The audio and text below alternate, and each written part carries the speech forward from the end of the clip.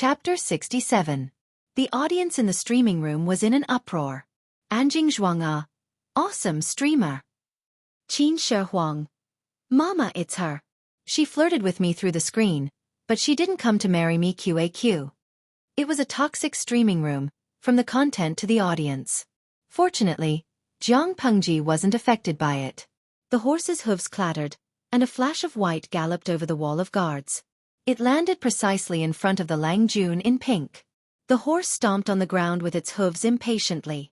It puffed out hot air, turned its head, and pounced on the Longjun's face. The horse stomped on the ground with its hooves in annoyance. It puffed out hot air, turned its head, and pounced on the Longjun's face. When he saw who it was, he realized it was Jiang Pengji. Her face was still full of anger. The Lang Jun raised his hand to touch his hair. His scalp hurt, and his face darkened. He waved his sleeves angrily, gritted his teeth and asked, "Lu Shi, are you trying to kill someone?" Kill someone? Jiang Pengji narrowed her eyes. She held the bow in one hand and held Shangguan in the other. She sneered. That's not right. Why would I kill my own kind? I only saw that you didn't ask or tell me, and you humiliated me. If that's the case, it's impolite not to reciprocate. Riding on the horse, Jiang Pengji could completely look down on the Lang Jun in pink, who looked too gentle. She was rebellious, and her aura was fierce and oppressive. For a moment, no one dared to look up at her. If it wasn't for the strange atmosphere, Feng Jin would have laughed out loud. What did she mean by she wouldn't kill her own kind? In other words, wasn't she scolding others for not being human? Feng Jin heaved a sigh of relief. He released the Longjun's hand and came out to smooth things over. He couldn't let her make things worse. However, Jiang Pengji obviously didn't want to accept his kindness. She jumped off the horse and patted its body. The horse walked leisurely and elegantly to the side. Shangguan finally came back to her senses. Her face was still flushed with excitement. "Zhang, I remember you're going to participate in the assessment this year, right?" Jiang Pengji pulled out an arrow from her quiver. She held the arrow with one hand and pointed the sharp arrowhead steadily at the Longjun's delicate face. "What do you think will happen if I draw the arrow?" Jiang Pengji asked. "What do you think will happen?" Everyone's expression changed drastically. Was this a sign that they were preparing to make a move? On the other hand, compared to the tense atmosphere in the stadium, the viewers in the live stream seemed to be more relaxed and eager to learn. Pretty girl warrior Ayuan. What the hell is a zero? Sorcerer girl Ah Feng. It's similar to our ancient imperial examination system. I feel like the two have similar meanings. Very pretty girl. Why do I get so excited when I see the streamer about to bully the teenagers? Bully? Abuse? She was overthinking things. She just wanted to threaten him to disfigure his face. Feng Jin's heart skipped a beat, but he didn't dare to stop her at this time. He was afraid that she would ruin his face with a shake of her hand. Dongqing's officialdom was inherited from the previous dynasty, the Xia kingdom. There were as many rules as there were hairs on a cow. There were thousands of them, but the more famous ones were those who were born as slaves, those who were physically unfit, those who were disfigured, and those who were unfilial were not allowed to become officials. You dare to do this? Zheng Bin's face turned pale. He took 2 steps back. His cowardly behavior made him even angrier. Why don't you try and you'll know if I dare or not? Jiang Pengji's eyes were cold. Zheng Bin took a step back, and she took a step forward. Compared to Zheng Bin's weak steps, Jiang Pengji was firm and decisive. If you fight me fair and square, then you're still a man. But you humiliate my page boy when I'm not here and use such despicable methods. You're really regressing. Zheng Bin could almost feel the coldness of the arrow on his cheek. He swallowed nervously. His eyeballs kept rolling down, afraid that Jiang Pengji would accidentally cut his face. The assessment was imminent. If he couldn't participate because of the injury on his face, wouldn't he feel wronged? Lu Shi, what do you want? Zheng Bin was annoyed. He didn't know when Lu Shi, who everyone could bully, had become so troublesome. You like to practice archery on people's heads, don't you? Jiang Pengji suddenly raised a smile. Everyone had a bad feeling. Coincidentally, I like it too. You should have brought your page boy with you to the assembly today, right? We'll call it even. But to prevent people from criticizing me and thinking that I, Lu Shi, deliberately hurt people, I might as well change the rules. Feng Jin saw that she was going overboard. He couldn't help but say in a low voice, "Lanting, he's going crazy. Don't you want your future?" If today's incident spread to the assembly, she would be infamous for being cruel. "I'm not crazy. 3 arrows per person. The first arrow will be 50 steps, the second 70 steps, and the third 100 steps. The target will be the fruit. What do you think?" Jiang Pengji didn't even turn her head. Her lips were still curled up in a chilling smile. Her hand that was holding the arrow didn't even tremble in the slightest. Without waiting for Zhang Bin's reply, she shouted, "Xueqi, hold the fruit and stand still." Xueqi thought he could escape from the fate of being a human target. He didn't expect that it would be his Lang Jun who spoke. But he didn't hesitate for long. He put the fruit on his head and stood 50 steps away. Whoosh! Xueqi hadn't even seen when Jiang Pengji pulled the bow and shot the arrow. There was a muffled sound of the fruit piercing through his head. The exploding juice almost drenched his head. Before he could react to what had happened, he heard the capricious Longjuan's voice again. 70 steps. Xueqi was speechless. Damn it, when did she aim just now? Because of this, Xueqi became bolder. He took a new fruit from the handmaiden and stood still after measuring 70 steps in front of everyone. Then, he shot another arrow and accurately hit the fruit on top of his head. He really underestimated his Longjuan's archery. 100 steps. Keep going. The distance of 100 steps was too small for an ordinary person's eyesight. More importantly, the light bow that was usually used for practice couldn't shoot that far. If the wind impeded the arrow, it was possible that the arrow would fall to the ground. But it wasn't a problem for Jiang Pengji. She could accurately aim even with her eyes closed. As for the bow, the one in her hand was already considered a heavy bow. As for the legendary person who could draw a 3-pickle bow, she could do it too if she had enough time. Feng Jin was obviously aware of these details. He looked a little worried. What do these people think the assembly is? If they want to win, they should go somewhere else. They don't want to spoil the fun. But why do I feel that Lu Shi is getting bolder? Some noble ladies who didn't know the truth thought Lu Shi was still the shy and introverted boy he used to be. Wan Xiaoa was older, and she looked more mature and steady. She wiped the tea stains from the corner of her mouth with a handkerchief and said with a faint smile, "She's bold because she's skilled. It's obvious that she wants to step on Zhang Bin and humiliate him. Jingxian, don't you think so?" Chapter 68. Wei Jingxian was not in the mood, but out of politeness, she had to respond to Wan Xiaoer. She could shoot a fruit from 100 paces away with such a loose bow. "Zhang Langjun is going to be at a disadvantage," Wei Jingxian said. Wei Jingxian chimed in, "If she loses, she won't be able to get anything out of it. But if she wins beautifully, who would care about the whole story? They will only remember that Lu Lanting is good at archery and can shoot a fruit from 100 paces away." What she said was Jiang Pengji's plan. "If you dare to humiliate me, I will step on you to regain my lost face." Following his usual cool style, the last arrow was clean and tidy. Whoosh! In the blink of an eye, the third kiwi fruit was shot down, right in the middle. The surroundings were silent and shocked. Even Feng Jin's eyes flickered with surprise. "Your bow." Feng Jin took the bow from Jiang Pengji's hands. He knew the bow was extraordinary the moment he touched it. He tried to draw it, and the weight was beyond his expectations. Then he turned his head to look at his friend. "It's at least 1 stone, right?" "Yes, it is 1 stone, but it's still a little light. I haven't used it for a long time, and it feels a little uncomfortable when I draw it to a full moon." Jiang Pengji thought Feng Jin must be thinking like this. "Feng Jin, I want to be quiet. 1 stone? Even many men could not draw it to a full moon." Not to mention, Jiang Pengji was so relaxed and content just now. From the beginning to the end, not a single drop of sweat appeared on his forehead. The viewers in the live streaming room were confused. Was a bow of 1 stone that awesome? Zai Tiguanyan, I don't understand, but I have to pretend that I understand and think the streamer is awesome under, smiley face 3, angle. Misha Warrior Ayuan. Can someone with good history tell me what the unit of measurement is 1 stone? Yusubi Sangwashan. #haughty smile. Depending on the era of history, 1 is about 30 to 60 kilograms. I'm not sure about the host's world, but looking at the young man's expression, I think it's beyond the range of a normal 12-year-old. The audience was discussing how many kilograms the stone was equivalent to. But Jiang Pengji had long developed the habit of ignoring the live stream screen. She didn't forget her goal this time.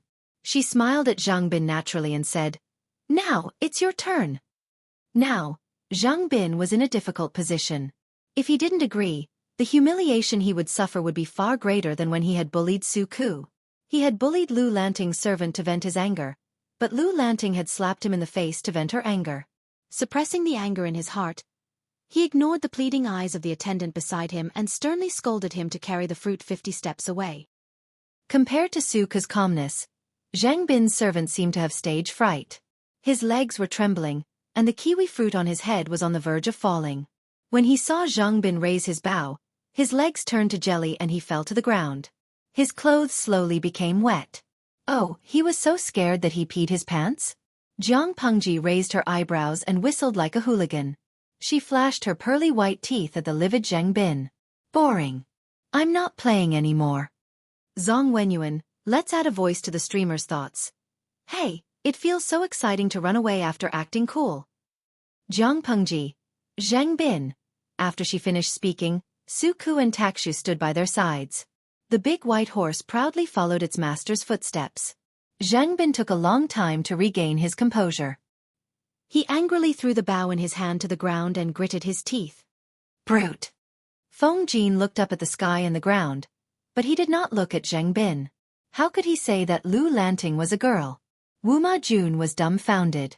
After a while he said, "That's weird. How did Lu Zhongqing raise such an unrestrained Lang Jun? How was he a gentleman? He was clearly a playboy. There are a lot of young and frivolous people nowadays. When she's older, she'll naturally change." Feng Jin's words had easily settled the matter. Although Lu Shi was unrestrained and unrestrained, this was also a kind of fashion, okay? In Shangyang City, the capital of Dongqing, this kind of craziness was very popular. Some Langjuns from the aristocratic families would even take off their clothes and run around in the wild. In comparison, Lu Lanting's behavior was very conservative and well-behaved. Shangguan Wan had seen everything clearly from her horse. She did not like Zhang Bin, and the scene just now was very satisfying. I didn't know that Brother Lanting had such a vengeful side. Shangguan Wan could not climb down, so she let the white horse follow Jiang Pengji's footsteps. Vengeful? That's not right, Wan. Your Brother Lanting is an upright person. He doesn't hold grudges. Jiang Pengji said with a smile. To others, her words sounded extremely shameless. She was trying to put gold on her face. Unexpectedly she added, "Because I always take revenge on the spot. Why would I need to remember it after the event?" Jiang Pengji smiled and said. She helped Shangguan Wan down from the horse. "Help me tell Jingxian that none of the men here today are suitable for her." Wei Jingxian's family background was not low, so there was no need for her to put herself at a disadvantage when it came to marriage. As long as the conditions were met, she had the right to slowly choose. For women in ancient times, marriage was a lifelong thing, so they naturally had to be very careful. I understand. Shangguan Wan reluctantly returned to the circle of noble ladies. I'll tell Sister Jingxian in private. The matter had not been exposed yet, so it was covered with a veil. Shangguan Wan was young, but she was very clever. Jiang Pengji only had time to deal with Xueqi after the matter was settled. Her tone was not pleasant, and it was hard to tell whether she was happy or angry. I'll tell you when we get back. On the other hand, Wu Ma Jun was curious about Jiang Pengji. He looked at Jiang Pengji with a burning gaze. Although he's frivolous, he's a promising young man. Why don't you introduce him to me? Jiang Pengji raised her eyebrows when she saw Feng Jin bring someone over. Brother. Feng Jin's fair face blushed. He had seen Jiang Pengji's flippant side, so he was not naive enough to think that Jiang Pengji was a good brother. Lanting, don't be silly. Have you forgotten about him? Didn't you see him in the bandit's lair? Bandit's lair? When did that happen? Wu Ma Jun was at a loss. The corners of Jiang Pengji's lips curled into a smile. Oh. Now that you mention it, I have some impression. Wu Ma Jun's eyelids twitched. He did not know what they were talking about. Yes. Fourth Lang Jun had a high fever and was in a coma.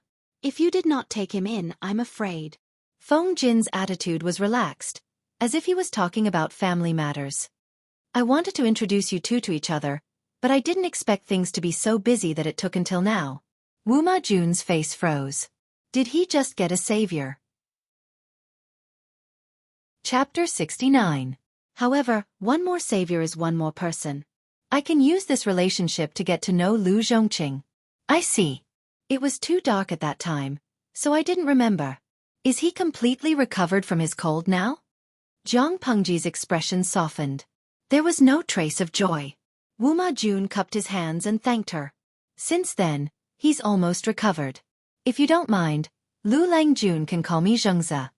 No matter how ignorant Zhang Pengji was, she knew that in ancient times, only family members, teachers, and close friends could call each other by their courtesy names.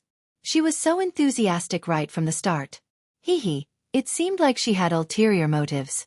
Because of her temperament, she was not very patient to pretend to be courteous with others. Fortunately, there was Feng Jin by her side who could mediate between them, so the conversation was not that uncomfortable. Putting aside some personal reasons, Wuma Jun's temperament was actually quite to her liking. As he spoke, Wuma Jun could not help but mention what had happened just now. That Zhang Langjun is not a kind person. You embarrassed him just now. Be careful that he will hold a grudge against you in the future and cause you trouble. It's better to avoid trouble. Lanting can completely suppress this matter just now. Zhang Pengji smiled disdainfully. I have something on him. If he holds a grudge, then so be it. I'm not afraid of him. Wuma Jun was speechless. Didn't they say there will be an evaluation recently? If his reputation is tarnished or something happens to him, he might not be able to enter officialdom for the rest of his life. Love, Gobe, small, Shua, net coup. Instead of hiding his foxtail, he came out to ask for a beating. There's no need to worry about this kind of brain.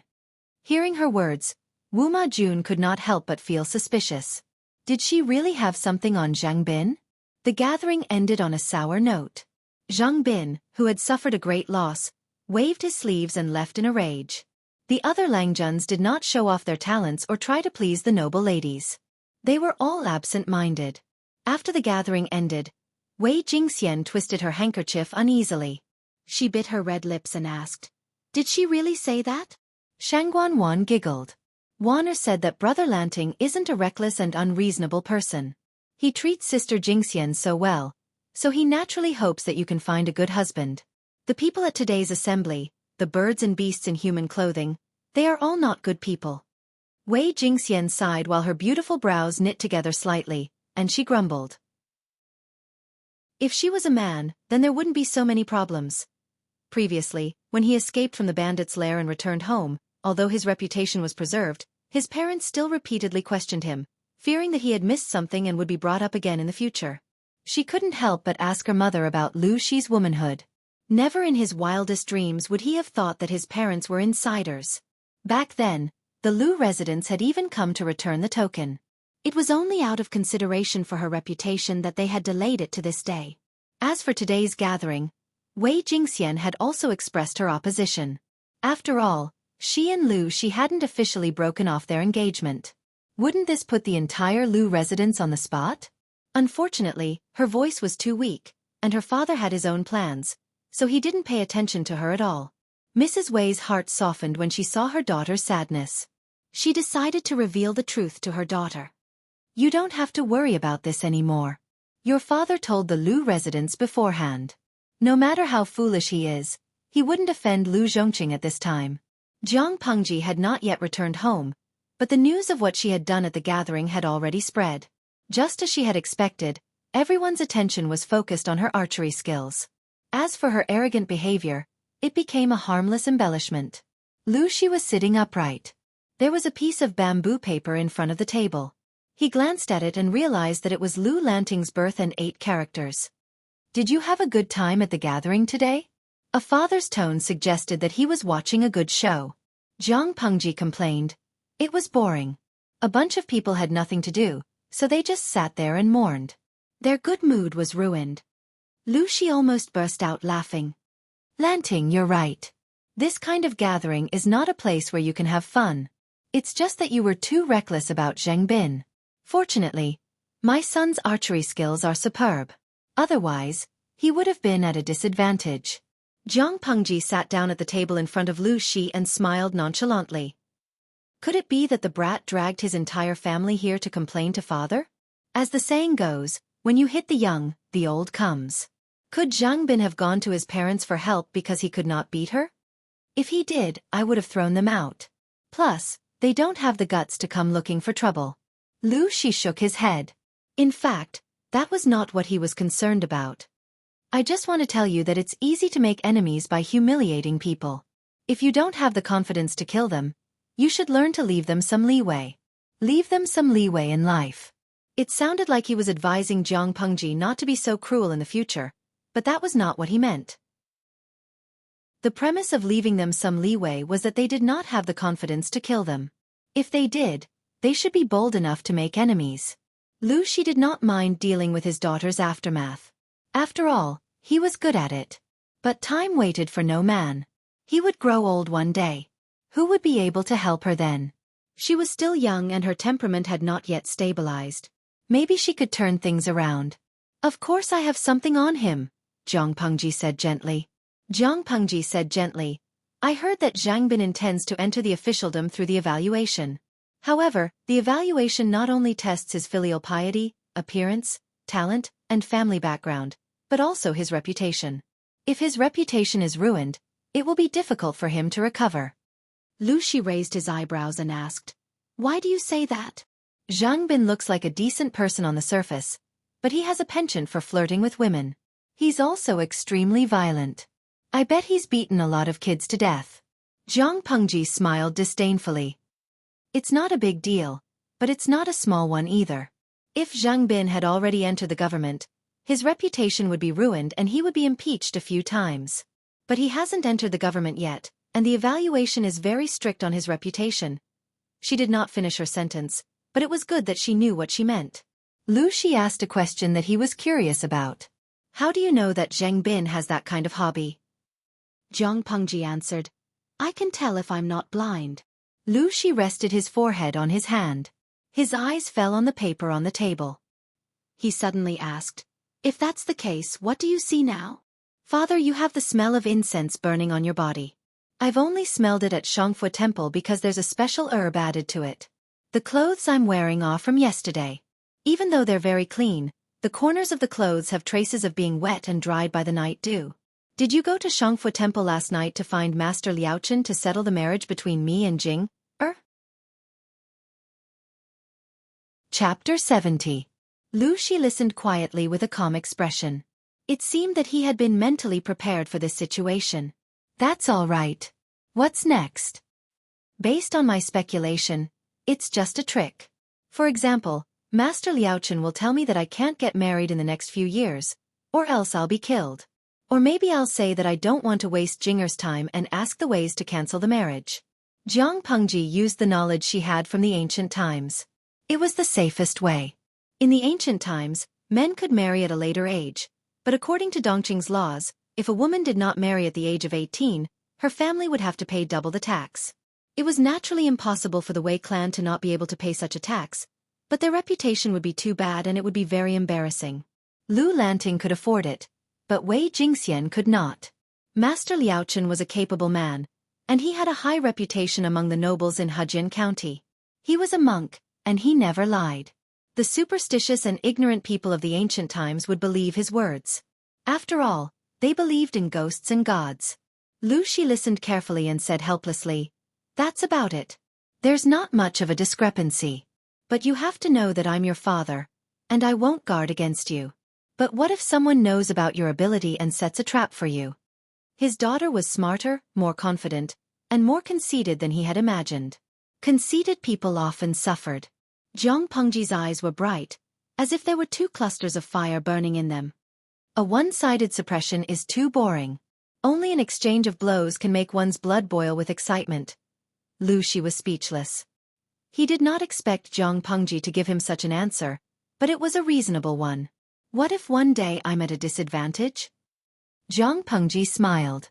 I'm looking forward to it. I'll think about it for the rest of my life. Lu Shi smiled bitterly. I've always wondered why Master Liaochen was so sure that you would become a sovereign in the future. After all, most women in the world are weak and gentle. But now that I think about it, it's not impossible. His daughter was even more manly than a man. Her style was completely different from the rest of the family. Jiang Pengji said, "It's better to spread the news of Master Liaochen's fortune-telling as soon as possible. I'm afraid that others will maliciously harm Jing." Lu Shi raised his eyelids, and there was an indescribable look in his eyes. If it wasn't for the fact that he was sure that the one who died that year was the second son of the first wife, he would have suspected that the one in front of him was the son based on what she had just said. You sure have tender feelings for the fairer sex. She openly admitted, being protective of the fairer sex is a virtue, and Jing'er deserves to be treated well. In a situation where there was no conflict, she had a high tolerance for women, especially beautiful and outstanding women. She had a high tolerance for them. Lu Shi was speechless. It was a pity that he wasn't a son. If that's what you're thinking, I'm afraid you'll be disappointed. Lu Shi said coldly, Madame Wei has other plans. Moreover, when a woman marries, her family background and her husband's appearance and talent are the most important criteria. As long as she doesn't marry into a lower class and humiliate her family, who cares about how she lives after marriage? There were too many aristocratic ladies who treated their husbands with respect as ice after they got married. The fresh and tender flowers gradually withered in the back of the house. It was because of this that Lu Shi had the audacity to let the daughter of the first wife pretend to be the son of the first wife under the pleading of his late wife. Even after so many years had passed, he still couldn't forget the scene of his wife holding their drowned son as she sat paralyzed by the pond in the courtyard. Her eyes were filled with desolation, as if she had lost her soul and had no attachment to this world. However, her eyes were filled with deep hatred. How could she not hate? Jiang Pengji frowned and asked in a low voice, "Which family does Madame Wei have her eyes on?" Lu Shi asked in reply, "At today's gathering. Can you guess who it is?" Let her guess. Her guesses were all based on a certain amount of information. If she guessed based on such little information, it was very likely that she would be wrong. However, since Lu Shi had set the scope to that day's gathering, in an instant, all the Langjuns flashed through her mind one by one. Is it Wu Ma Jun? After a while, Jiang Pengji furrowed her brows and said with certainty, "But he is not a good candidate." Compared to Wu Ma Jun, it was better to choose Feng Jin. At least Feng Jin was a genuine genius. Not to mention other things, he was a true gentleman. Even if they could not be affectionate after marriage, he would definitely give his wife the respect and understanding she deserved. At least such a man would not pretend that he did not see it and let other women bully his wife. Wu Ma Jun was different. In other words, his heart was higher than the sky, but his life was fragile. Give Wei Jingxian to him? Haha. Lu Shi paused and said, Wu Ma Jun is the fourth son of the emperor. Although he is not favored by the emperor, he is still a prince. Jiang Pengji looked up lazily. She said with contempt, 2 or 3 generations ago, didn't they raise horses for the previous dynasty and live in the stables? It was not that she liked ginseng and rooster or was prejudiced. She had flipped through Lu Lanting's memories. In this era where the aristocratic families were powerful, people valued bloodlines more than anything else. The Wuma royal family had the throne, but their shallow foundation had always been looked down upon by the gentry. Just by looking at the situation in the emperor's harem, she could vaguely see some of it. The crown prince, or the eldest prince, was the son of the empress. The empress was not from a prominent family, but was the second legitimate daughter of a newly ascended aristocratic family. When the emperor married her, he was still Prince Gongshan of Hejian County. In everyone's eyes, the marriage was a good match. The second prince's mother was from a merchant family. In order to please Prince Gongshan, his parents sent her to the palace to be a servant. She also worked hard. Using her pregnancy and gentleness, she slowly won over Prince Gongshuan's heart and made him indulge in her gentleness. Taking advantage of the fact that the novelty had not passed, she desperately got pregnant. She was lucky enough to have a boy in one fell swoop and gave birth to the second prince. She succeeded because of her son. When Prince Gongshan ascended to the throne, she became one of the 3 wives, Lady Hongda. The third prince was not the crown prince, but he had the highest status among all the princes. His mother came from the Feng family. The Feng family was one of the top families in Dongqing. It had been around for hundreds of years and was still standing. There were many talented people in the family. Interestingly, although the third prince's mother came from the Feng family, she was not a direct descendant. She was the daughter of a concubine. She was only a daughter of a concubine, but the current emperor had put in a lot of effort to bring her into the palace. He even gave her the position of empress. He wanted to give the position of empress to the daughter of the Feng family, but they looked down on the corrupt royal family and only respected them on the surface. It was useless for the Wuma royal family to be angry. Instead, they had to appease the Feng family to prevent them from being dissatisfied. These aristocratic families had deep roots in the Central Plains. No one knew how much power they could unleash after 1,000 years. As for the fourth prince, his background was more mysterious. There was not much news about him. It was said that he was from the Wang family of Langya. However, no one believed it. Instead, they treated it as a joke. The second prince's background was the lowest, so the emperor treated him as an abandoned son for a marriage alliance with the royal family of the northern borderline. The fourth prince's situation was rather special, but an unfavored and feared prince still wanted to marry the daughter of the Wei family's direct line of descent. Chapter 71. If it was during the founding of the country, it might be possible. But now, if Jing marries Wuma Jun, she will be laughed at. People will say that she gave up her pride to pursue wealth. Unless Wuma Jun's mother has an extraordinary background. It was like the daughter of a noble family marrying the son of a nouveau riche for a generous betrothal gift. It was embarrassing. Wuma Jun's mother and your mother were known as the twin beauties of Langya when they were young. They were two famous talented women in Dongqing. Lu Shi's words indirectly confirmed Jiang Pengji's guess. The Wuma royal family and the Wei family are beneath them, but the Wang family of Langya is of a higher status. Jiang Pengji searched her mind. Rumor had it that the fourth prince's mother was from the Wang family of Langya. Was it true? Jiang Pengji didn't have much of an impression of the Wang family, but she vaguely knew that they had a similar status as the Feng family. The twin beauties of Langya? That means Wuma Jun's mother is also quite famous. She's almost as famous as my mother. But how did she get into the harem? In order to get a woman from the Feng family into the harem, the emperor even promised a concubine's daughter the position of Xueqi. A woman from the Wang family of Langya had a similar reputation as Gu Min. She must have a high status in the Wang family. How could she get into the harem? I'm not sure, but Wuma Jun is indeed a child of the Wang family. Among the four princes, he has the highest status. Lu Shi smiled meaningfully. Even though the crown prince is the crown prince, his mother's family isn't that powerful. The emperor is also wary of him. He hasn't even taught him much about politics. Do you think a crown prince like that is the heir to the throne? Well, there's no point in going around in circles. Dongqing is going to fall. What's the point of arguing about that? Lu Shi's words made Jiang Pengji's mind clear. Wuma Jun is the heir to the throne? If that was the case, it was not impossible for Wuma Jun to marry Wei Jingxian. Lu Shi shook his head. That's not the case. The emperor is really afraid of him. He has been trying to weaken the Wang family in recent years, but he's failed several times. Jiang Pengji was speechless. As a martial artist, she really couldn't understand the mind of a scholar. Noticing the faint smugness on Lu Shi's face, the corners of her mouth twitched uncontrollably. Please enlighten me, father. Think about it yourself. Lu Shi was in a good mood as he left behind the four words. Even his facial features seemed to be filled with joy.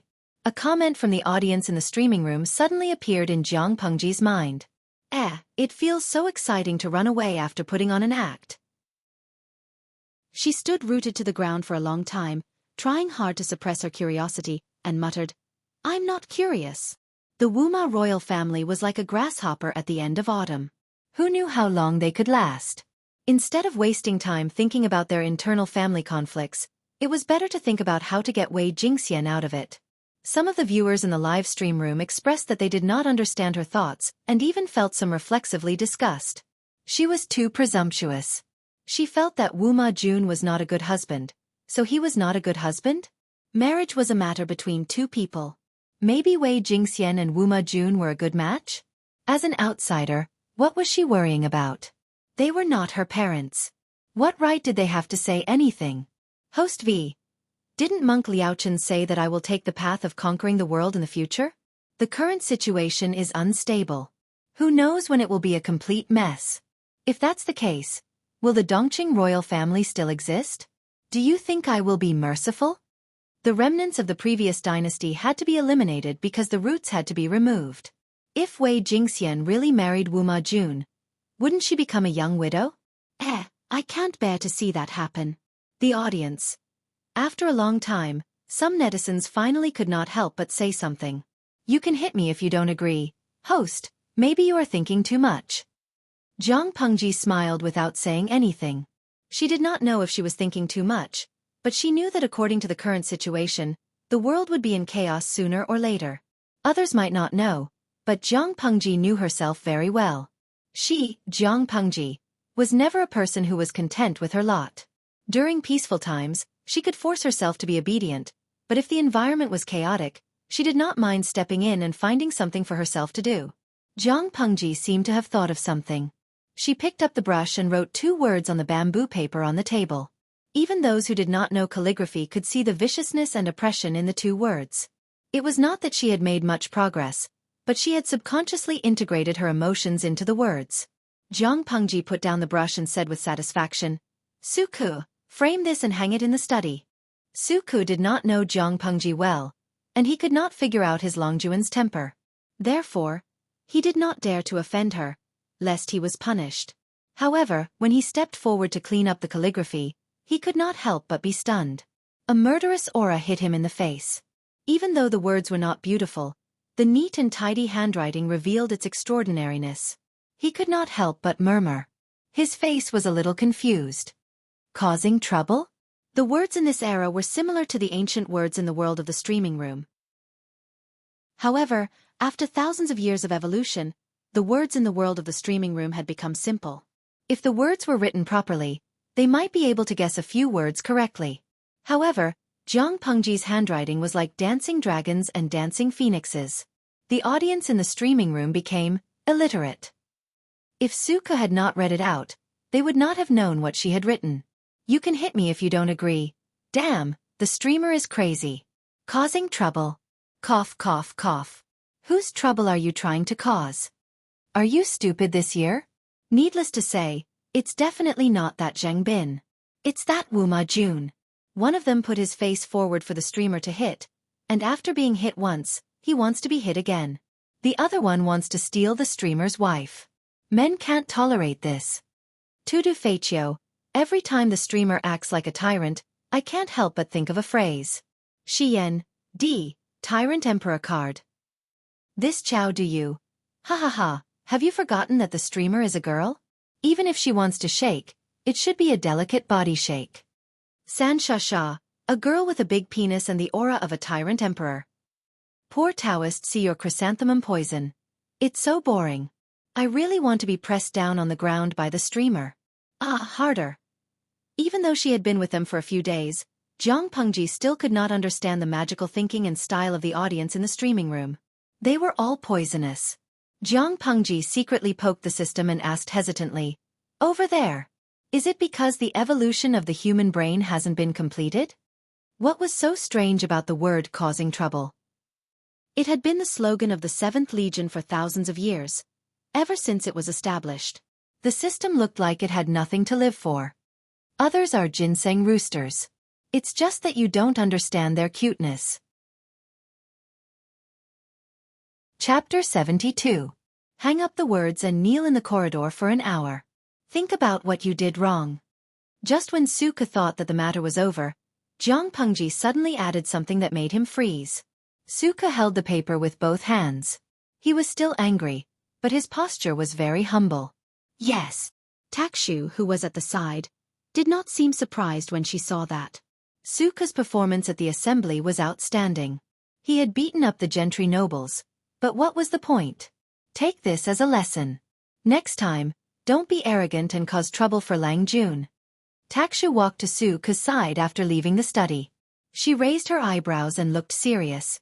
Any of the nobles at the assembly could have easily killed you. Xueqi pursed his lips and lowered his voice. They were after Lang Jun, but they were not as good as you. Takshu frowned and refuted him coldly. What you did before was to protect Lang Jun from being humiliated or to show off. You and I both know it. Do you still need to quibble? There are many ways to protect Lang Jun, but you chose the wrong one. If you had not stepped on them, Zhang Langjun would not have been so shameless as to hold a grudge against a servant. Takshu stared at Xueqi, and he suddenly felt guilty. Takshu was right. He had the best of both worlds. He would not let Lu Lanting be humiliated, and he would not let the Langjuns lose face. But why did he have to do it? In the end, Xueqi still could not accept his current identity. He turned his face to avoid Takshu's gaze. Takshu only smiled and said coldly, "Since you think you are virtuous and well-read, do you know what it means to die if your master is humiliated?" In that era, gentry nobles had the right to have private soldiers. That was one of the main reasons why they could threaten the imperial power. The aristocratic families of this era had the right to raise private armies and retainers. This was also one of the main reasons why they had such a high status and could even threaten the imperial power. Lu Shi's reputation in Dongqing was like the sun in the sky. Even the current emperor loved and feared him. Not to mention that Lu Shi's reputation in Dongqing was like the sun at high noon. Even the current emperor loved and feared him. Xueqi had slapped the nobles' faces. Although he had made Jiang Pengji proud, he had also attracted more hatred and grudges. From the perspective of an official, what Xueqi had done before was really a bad idea. In the end, Jiang Pengji had to step in and save him from the danger of having his head split open. If it had been a slightly useless Lang Jun, he would definitely have killed himself today. Thinking of this, his face suddenly turned pale, and the wound on his cheek, which was covered with medicine, began to ache. Takshu and Xueqi each had their own thoughts, but their thoughts were ultimately restricted by this era. In fact, when Jiang Pengji punished Xueqi to kneel, she didn't think that deeply. She just felt that Xueqi, the naughty child, was seeking death happily. If he didn't teach him a lesson, wouldn't his tail be too cocky? Not every Lang Jun had the ability to save the damsel in distress like her. If this kind of behavior was placed in the 7th Corps, how could it be erased with just an hour of kneeling? Without a complete set of hellish training and a few days of sparring with the commander, it would be impossible for him to learn his lesson. It was fine for a young man to be high-spirited, but he couldn't really go crazy. He still needed to restrain himself. After turning off the live stream, Jiang Pengji looked at her plan and was lost in thought. The training of the servants in the village can be accelerated. I need to find something for Xueqi to do as soon as possible. I need to temper his temper. Even if he knew that there was a piece of jade in a stone, if he didn't polish it carefully, the jade would be destroyed. Jiang Pengji still hoped that Xueqi would be an accountant in the future. As she was thinking, she took the time to look at the points of popularity in the live stream account. For the past few days, the room was always full, and there was always an unknown number of people queuing outside. Including the scattered gifts, the points of popularity accumulated were actually quite considerable. According to the contract, the points obtained in the end had to be divided equally with the system. Therefore, Jiang Pengji's account only had 10,034 points of popularity. Later, she carefully studied the contract given by the system. A level 1 streamer, which was the beginner streamer, had a maximum audience of 3,000. If she wanted to increase the limit, she had to level up.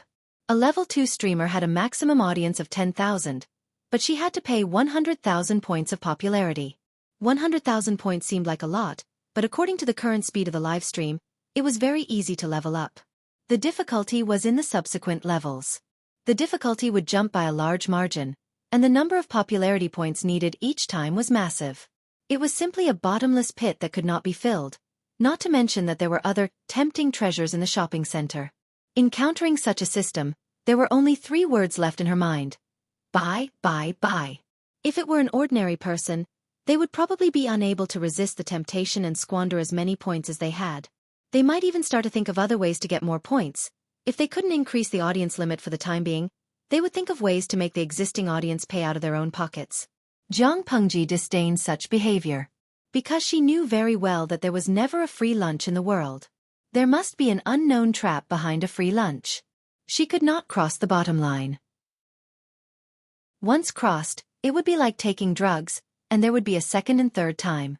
She opened the character attributes panel and stared blankly at the information on it. Name, Jiang Pengji, Lu Shi. Courtesy name Lanting, also known as Lu Lanting. Base strength, 5. Strength fusion plus 30, gender. Female, disguised as a man, replacing the deceased brother, Lu Lanting, age. 41, 12, born in the 3rd year of Tianwu's flower festival birth. The second legitimate son, eldest legitimate daughter, of the Lu family in Hejin County. Fiancé, Wei Jingxian, the second legitimate daughter of the Wei family in Hejin County. Specialties, 6 arts of rights, beginner, fighting, expert, analysis, expert. Other abilities, temporary. Attributes, charm, hidden 25, appearance, 75. Channel, streaming, activated, streamer level 1. The reasoning skill had been temporarily changed to expert, and the hidden charm value had increased from 21 to 25. However, these were all useless to her. Her gaze was fixed on one thing. Strength fusion plus 30.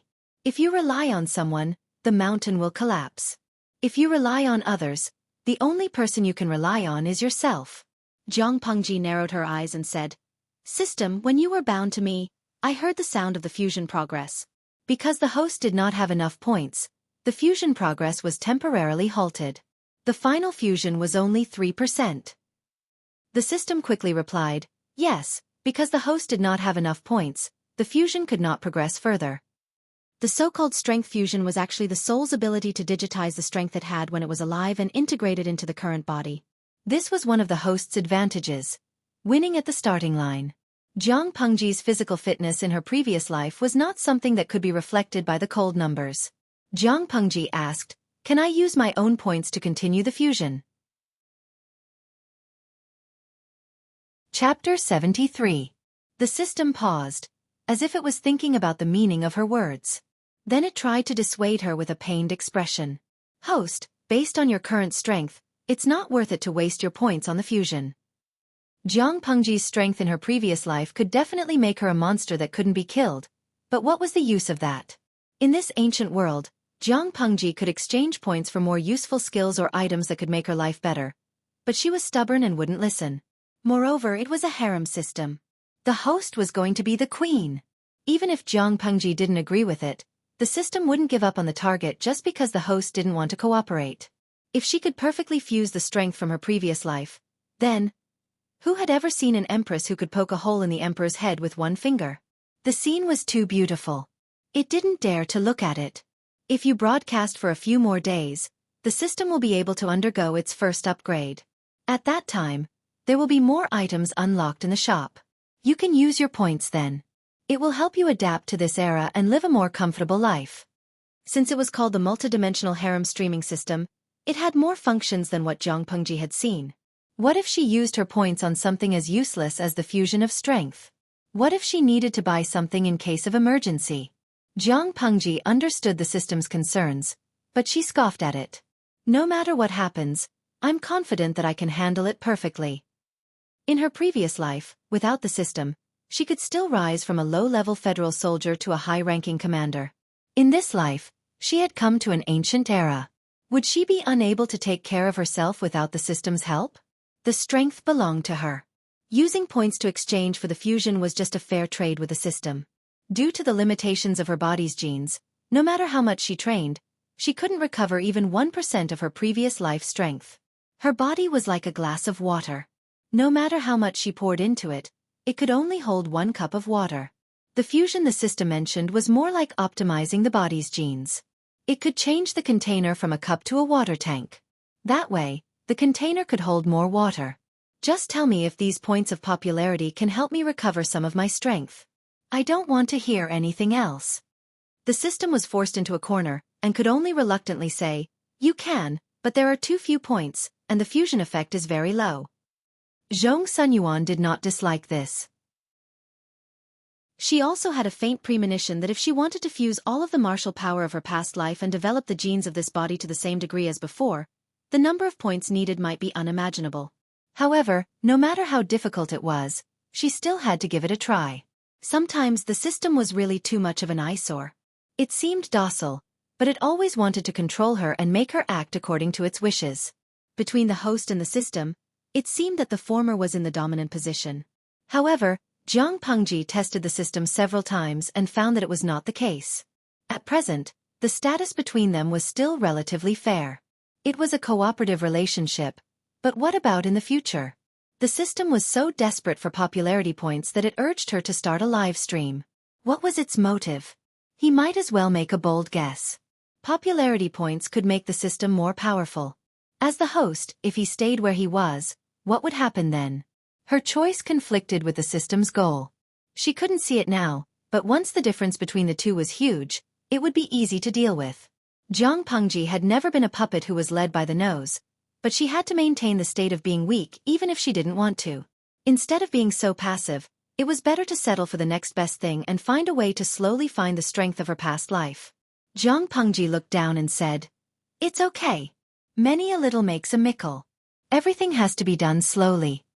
Seeing that the host was so determined, the system could not force her not to do it. It could only bear with the pain in its stomach and reluctantly agree to her choice. Jiang Pengji heard a system notification sound that was not pleasant to the ear. A virtual screen appeared in front of her. "Host, are you sure you want to use 10,000 points to continue the fusion? A. Confirm. B. Consider." Jiang Pengji did not hesitate and clicked confirm. The points in her account were instantly emptied, leaving only 34 points. She waited for a while, but there was no reaction from her body. Just as she was about to ask what was going on, a sudden sharp pain came from the bottom of her feet. It went straight to her brain, as if two huge iron nails had been forcefully hammered into her body. Her knees weakened and she almost knelt on the ground. However, that was only the beginning. In less than half a breath, Jiang Pengji's face was pale from the pain. Her forehead was quickly covered in cold sweat. Her lips were a little green, the veins on her forehead were bulging, and her eyeballs looked like they were about to pop out. They were bloodshot and looked extremely terrifying. All the muscles in her body were stimulated and began to spasm crazily. Jiang Pengji felt that she had some difficulty breathing, and she could not help but change her expression. She lowered her head to look at her hands, and the corners of her lips curled into a mocking smile. Her originally thin hands were now in the shape of claws due to the spasms, and the joints of her fingers were distinct. It looked extremely terrifying, and because of the intense pain, she was even slightly out of control. She accidentally knocked over the paperweight on the table and made a sound when it fell to the ground. Outside the study, the maid Xueqi heard the noise and asked softly, "Lang Jun, what are your orders?" Jiang Pengji tried her best to take a deep breath to relieve the feeling of suffocation. She secretly bit the tip of her tongue and let the blood and pain temporarily suppress the spasm of her mouth muscles to avoid suffocation. Her voice was still calm. "Nothing. I accidentally knocked the paperweight to the ground." "Xueqi, prepare the hot soup." As expected, Xueqi did not hear anything strange. She respectfully responded and went to order the servant to boil the water for Jiang Pengji. At that moment, Jiang Pengji was in so much pain that she curled her body into a ball. Her breathing became more and more difficult, and her face even turned a little purple. After an unknown amount of time, the sharp pain gradually subsided. Jiang Pengji resisted the pain and did not make a sound. At that moment, she had exhausted all her strength. She lay on the ground with her eyes closed. Her breathing was very weak. After another quarter of an hour, her strength slowly recovered. At that moment, Xueqi had already returned. She reported through the door, "Lang Jun, the hot soup is ready." Jiang Pengji heard the noise and secretly rolled her eyes. She gritted her teeth and climbed up. She raised her hand and pulled her sleeve to randomly wipe the sweat on her face. "Help me bathe." Xueqi carefully gathered her black hair and wrapped it in a handkerchief to prevent it from getting wet. Jiang Pengji pursed her lips. Her pale lips gradually became more rosy under the hot steam. She closed her eyes and leaned against the bathtub. It looked like she was taking a nap, but in fact, she was communicating with the system. Her muscles were sore and swollen. She was too lazy to even lift a finger. Chapter 74. The Internet provides you with exciting novels to read. The system said helplessly, "I'm sure the host has already guessed the nature of the fusion force." Jiang Pengji nodded in her heart. Although she was exhausted, she was still very alert. "Genetic enhancement," she said confidently. If Lu Lanting's previous genes meant that she could only have 5 points of combat power, that limit would be raised after the fusion. The system was going crazy. If the host knows this, then you should also know how dangerous it is. "You almost died." To be honest, as a qualified system, it had nurtured countless hosts over a long period of time. In the past, there were hosts like Jiang Pengji who put on a brave front. However, after experiencing the pain of integration, most of them would retreat and choose a gentler and more effective method.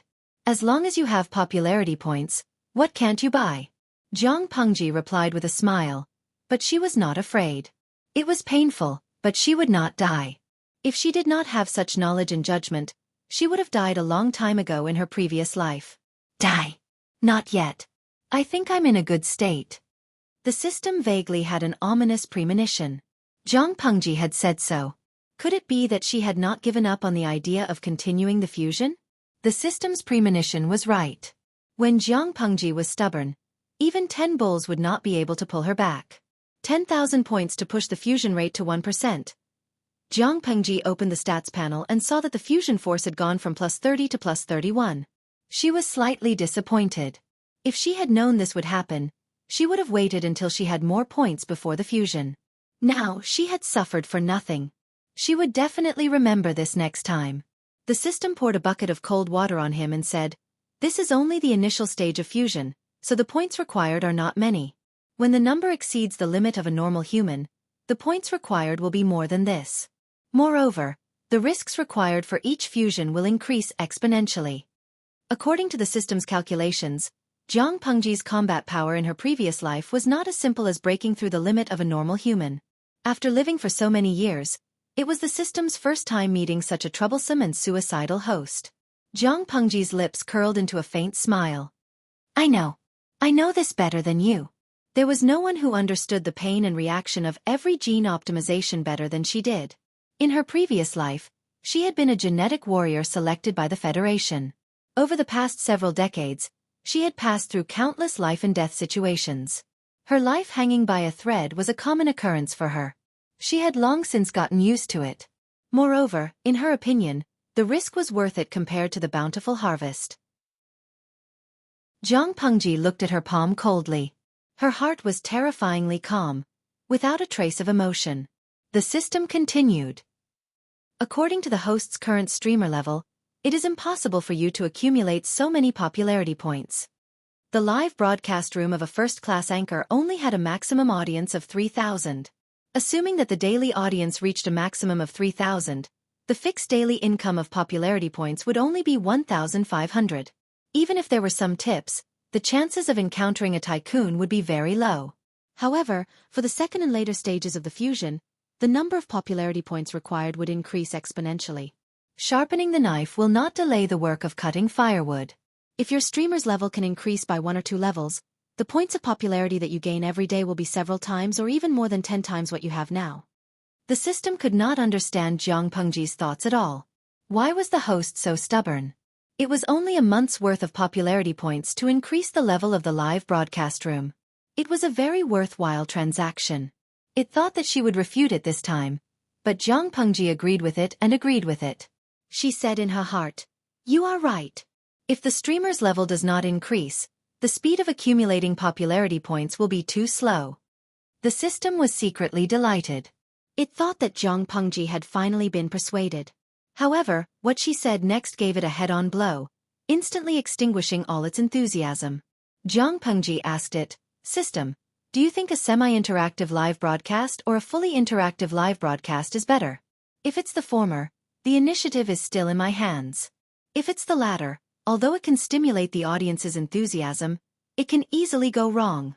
Regardless of whether it was a semi-interactive live broadcast or a fully interactive live broadcast, both had a common feature. After the completion of the live broadcast task, the audience would conduct a survey and vote based on their satisfaction with the content of the live broadcast. According to the audience's satisfaction, they would receive 3 levels of treasure chests: gold, silver, and bronze. When the treasure chests were opened, the streamer would receive random rewards. Among them, there was a card that could directly increase the streamer's level for free. If the system could visualize it, its face would probably be as black as ink. "You plan to increase the streamer's level based on looks?" Jiang Pengji smiled faintly. Her dark eyes carried some joy. "You have to believe that girls who love to smile usually have good luck." The system was about to grind its molars. It could not help but complain, You are really confident in your luck. Girls with bad luck would not be able to smile at all. Cards that could directly increase the streamer's level for free could indeed be obtained by opening treasure chests, but the probability was only a pitiful 1%. It was still the same question. What kind of sin had it committed? How did it encounter such a stubborn host? My luck has always been good. Jiang Pengji crossed her arms in front of her chest. Her black hair was a little damp and scattered behind her head, which made her handsome face look a little more gentle. If I'm unlucky, who else in this world can live another life after death like me? The system was silent for a long time. Once again, it deeply realized that its host was different from the others in the past. Haha, host, you are capricious. The system could not help but clench its teeth. If you don't try, you will never know how bad your luck is. Jiang Pengji did not take the system's words to heart. Instead, she provoked it. Believe me, I am the Emperor of Luck. Jiang Pengji did not know what unlucky or Emperor of Luck meant at first. She had to thank the audience for knowing these words. Every time the stream got a little boring, the audience would use the bullet screen as a chatting platform and chat happily. In the past 2 days, they frequently mentioned words such as unlucky, Emperor of Luck, SSR, and addicted to drawing cards. Jiang Pengji would also read their bullet screen when she was bored. Over time, without a teacher, she slowly understood the meaning of these unfamiliar words. The system was angry. However, when it thought of Jiang Pengji's confident attitude and her previous actions, it felt a little creepy. Could it be that her luck was really that good? If she did not have something to rely on, she would not be so sure that she would be able to increase the streamer's level by looking at her face. The higher the level of the treasure chest, the better the item, and the higher the possibility of getting a free upgrade card. If she really had the ability to get the highest ratings every time and get the gold treasure chest, maybe she could really level up? Thinking of the bright future after leveling up, the system's gloomy mood eased a little and became a little brighter. Life was not just about the present, but also poetry and the future. It should be more optimistic. Chapter 75. After a comfortable bath, her sore limbs finally regained their strength. They were not as weak as before. Jiang Pengji changed into a simple set of home clothes and knelt in front of the bronze mirror. She let Xuanmei and Takshu play with her hair.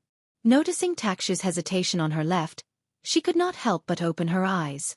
She glanced at her and asked softly, "What's wrong, Xuanmei?" At that moment, Xuanmei's gaze fell on her loosened clothes.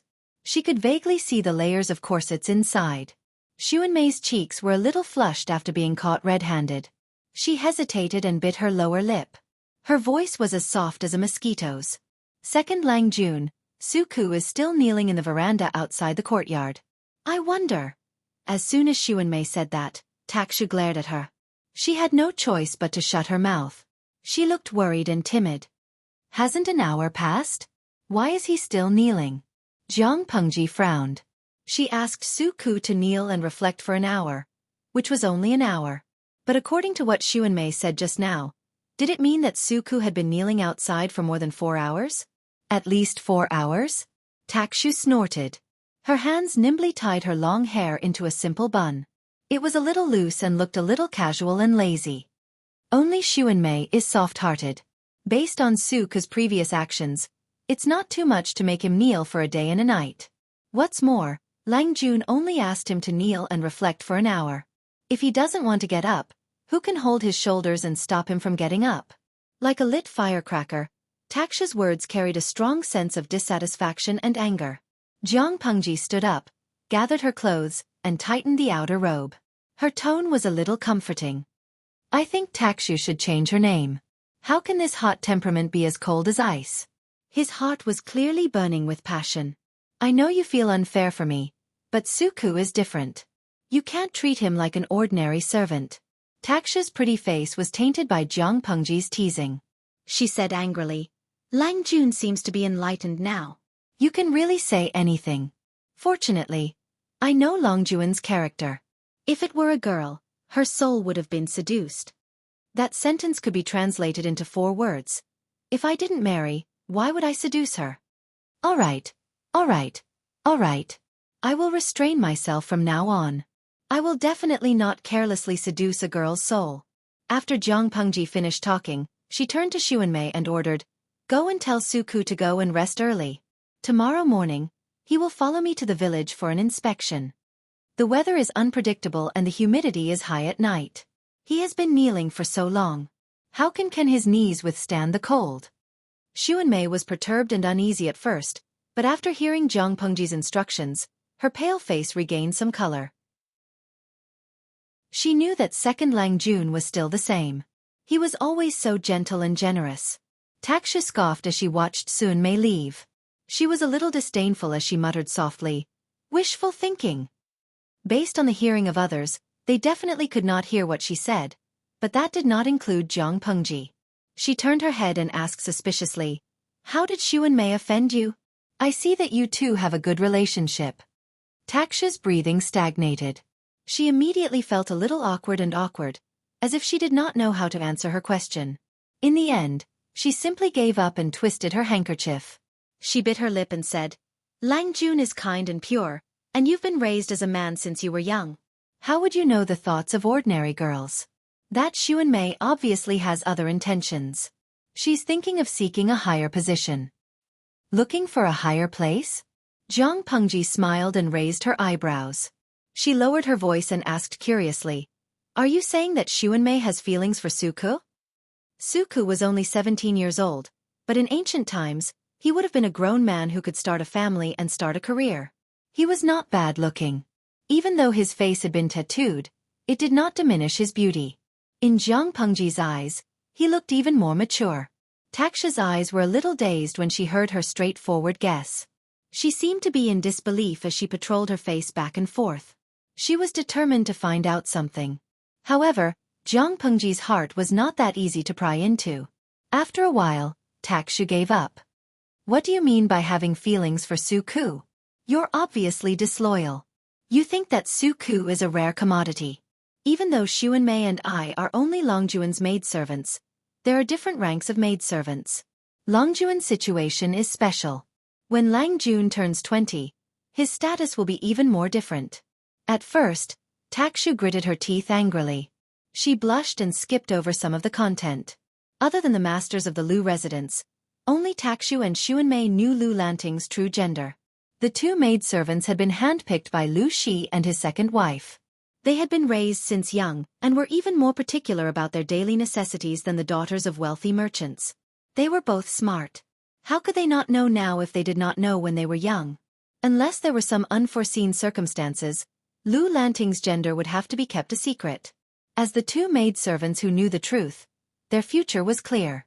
When Lu Lanting came of age, they would become her concubines. If Lu Lanting was a man, it would be a great opportunity for the maidservants. They would become the cream of the crop. Because of their friendship when they were young, even if he couldn't pamper the harem alone, he would still be able to gain some favor. Not to mention, Lu Lanting was a soft-hearted and kind person. Even if they had to work for the legal wife in the future, they would not be treated coldly. Unfortunately, no one knew better than them that Lu Lanting was not a man. She was a woman of the same gender as them. It was normal for Xuanmei to have other thoughts. She wanted to find a way out for herself. Jiang Pengji's mind was sharp. Even if she did not know much about the ancient times, she could make some logical deductions. When she connected the dots between Takshu and Xuanmei, her doubts were instantly answered. She smiled and patted Takshu's hair affectionately. Under Takshu's confused and angry gaze, Jiang Pengji teased, "Xuanmei's actions are exactly what you want. Now that she's gone, you will be the only one who can enjoy my love." Takshu was speechless. First, her pretty face blushed, then it turned green with embarrassment. When she realized that Jiang Pengji was only teasing her, she instantly realized that she had been fooled. She was so angry that her eyes were bloodshot. "Lang Jun, you're so good at teasing people. Am I a petty person in your heart?" Chapter 76. Jiang Pengji almost couldn't hold back her laughter, but she still begged for mercy with a kind voice. It took a lot of effort to quell the little girl's anger. "Ahem. Let's stop fooling around.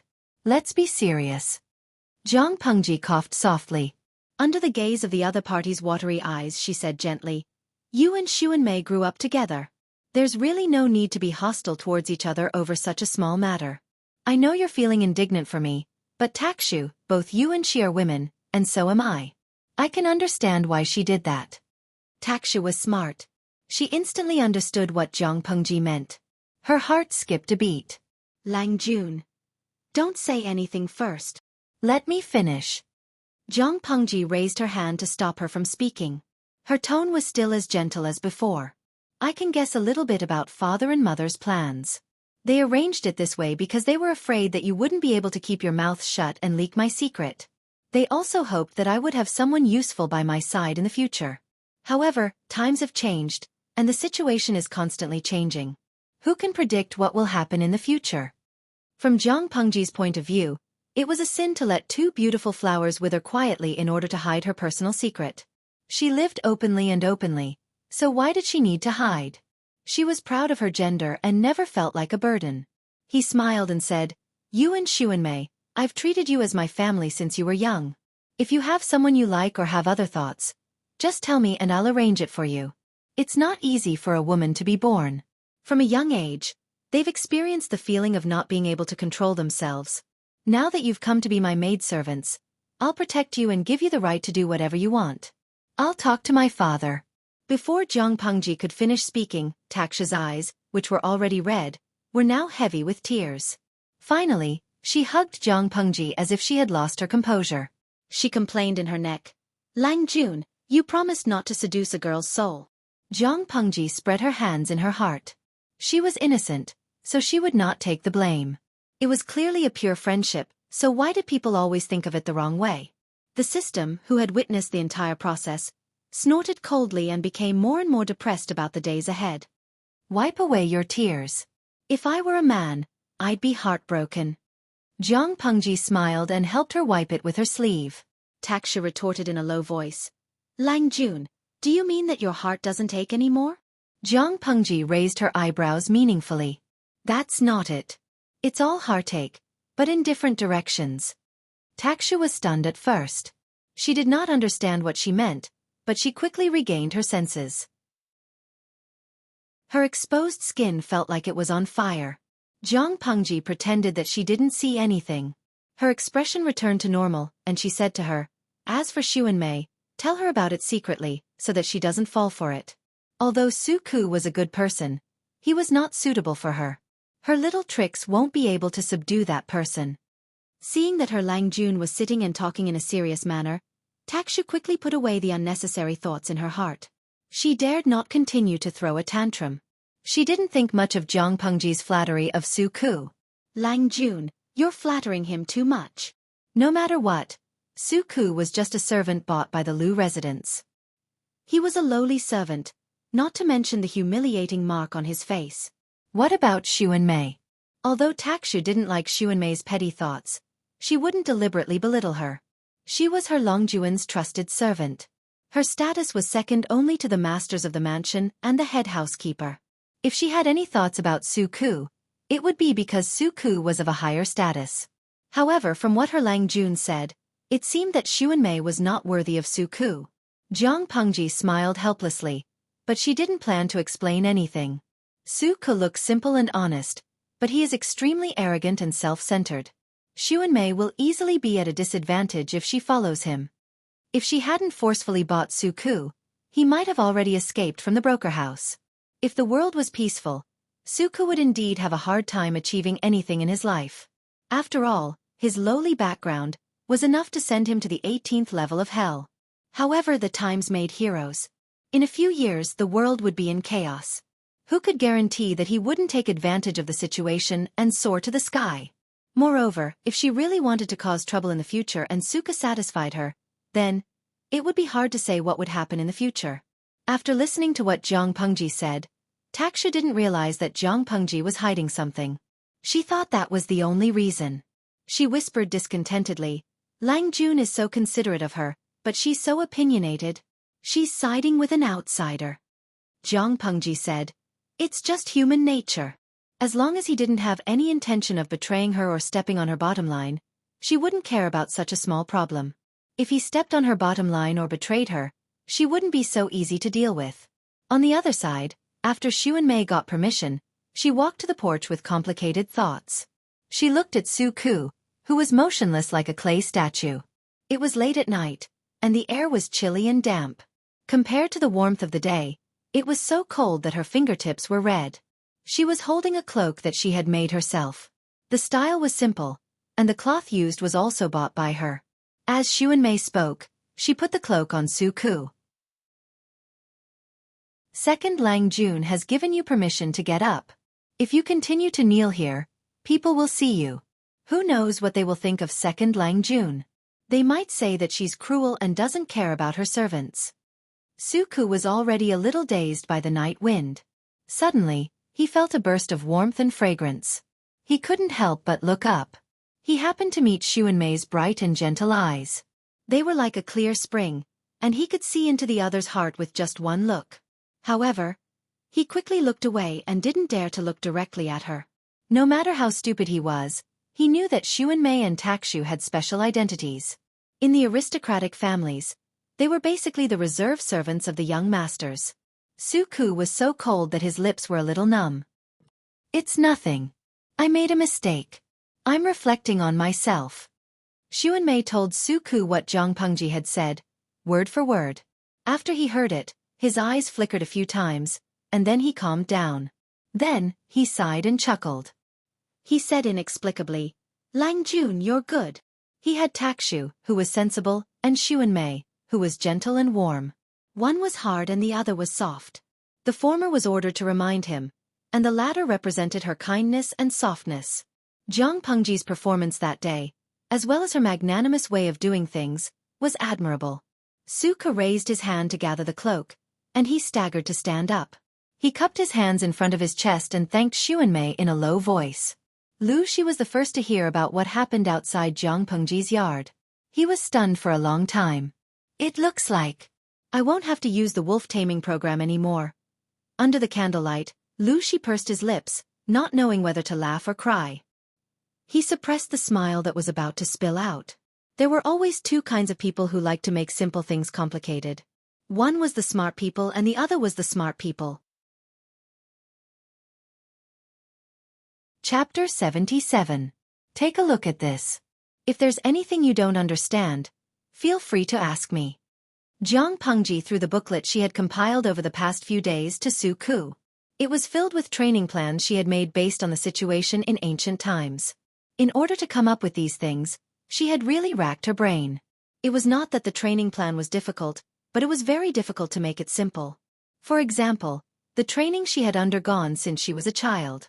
All kinds of equipment were currently the most popular mainstream equipment, and the training schedule was also constantly changing according to the growth of her physical fitness. There were strict standards for her 3 meals a day, all in order to maximize the potential of her body. However, this era was too backward. There was no specially formulated nutrient solution, no professional training equipment, no suitable training grounds, and even the people who participated in the training were not even as good as the children of her era in all aspects. She had deleted and modified her own standards over and over again to come up with the finished product today. However, in her eyes, the training content was already very relaxed, but in Xueqi's eyes, it was like a sudden clap of thunder. Of course, he wasn't thinking about how amazing Zhang Pengji's training techniques were, nor was he surprised at how exceptional the training plan was. He wasn't even praising Zhang Pengji's prowess. Instead, he was regretting.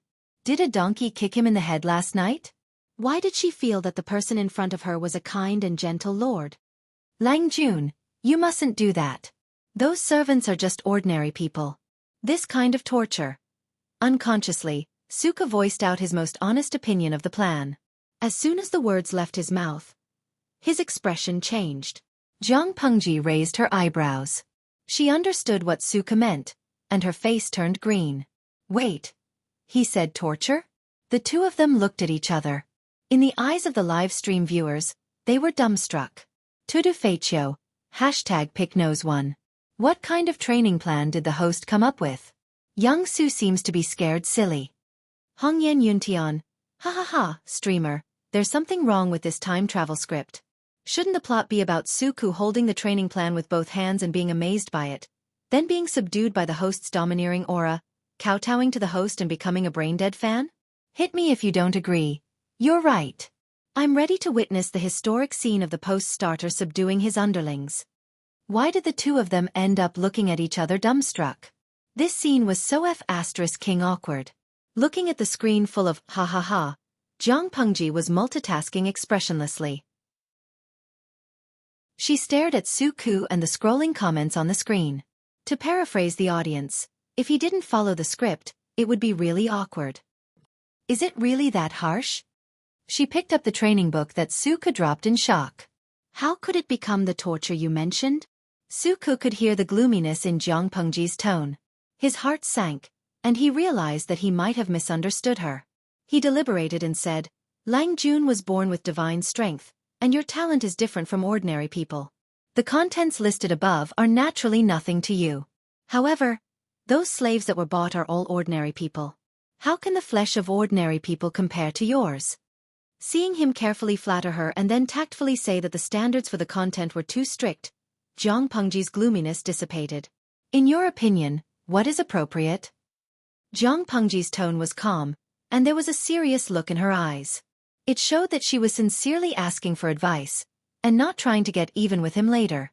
Xueqi hesitated for a while, and instead of answering, he asked, Lang Jun, why are you spending so much effort? You may have heard from the slaves about what happened to me a few days ago. I don't want to go through that kind of situation again in my life. Training these servants is to find a place for myself to settle down. Dongqing seems to be peaceful now, but even a place like Hejian County is full of bandits. If I don't have a place to settle down, I may be killed one day. As soon as Jiang Pengji finished speaking, Xueqi suddenly shook his head and retorted, Lang Jun, do you really only care about this? If it's just to clean up the bandits and protect the house, 30 to 50 people are enough. Why do you need to mobilize so many people? I'm afraid you have other unspeakable thoughts. Since you said it's unspeakable thoughts, how can I answer your question directly? Xueqi was speechless. He didn't expect Jiang Pengji to be so unpredictable. There was another burst of laughter on the screen, but this time it was not Jiang Pengji who was laughing at her. Instead, they all felt sorry for Xueqi. Hit me if you're not convinced. The longest road that Xueqi has walked in his life is definitely the streamer's unconventional ways. Cafeteria Daffin Auntie. Young Xueqi, give it a rub. The streamer doesn't care about you, but Auntie cares about you. Carry me away, kiss me. The price of a blue and white asterisk was equivalent to a lollipop and a lover's heart, and one asterisk was equivalent to one live stream coin. Badeo President. Young Xueqi, don't be lured away by that weird auntie. Come into my arms. Domineering President. Tipped 520 kidney apples. One kidney apple was equivalent to one live stream coin. 520 kidney apples were 520 live stream coins. Apart from these two people, there were even more rewards. The screen was full of rewards that almost drowned Jiang Pengji's vision. The backstage notifications came one after another, densely packed, with no signs of stopping. Fortunately, she was expressionless, so no one saw through her. Xueqi didn't know that thousands of people had taken turns to feel sorry for him countless times. His face, which was gradually becoming more determined, showed a trace of a strange expression. His eyes were especially bright and eye-catching. I already understand what you're thinking, Lang Jun. I won't let you down. Okay, you think about it. Seeing that, Jiang Pengji already knew what Xueqi was thinking, but she didn't point it out. Afternoon, you'll go out with me to have a look. We'll have a preliminary plan, so it'll be easier to carry it out in the future.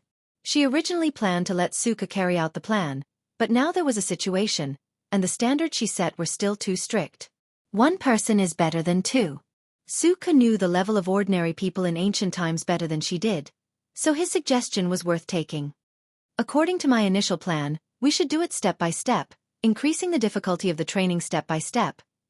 Just as Jiang Pengji finished, Xueqi's heart was sweating profusely. Recalling the contents of the booklet, he couldn't imagine how terrifying the intensity of the training would be if it was done step by step.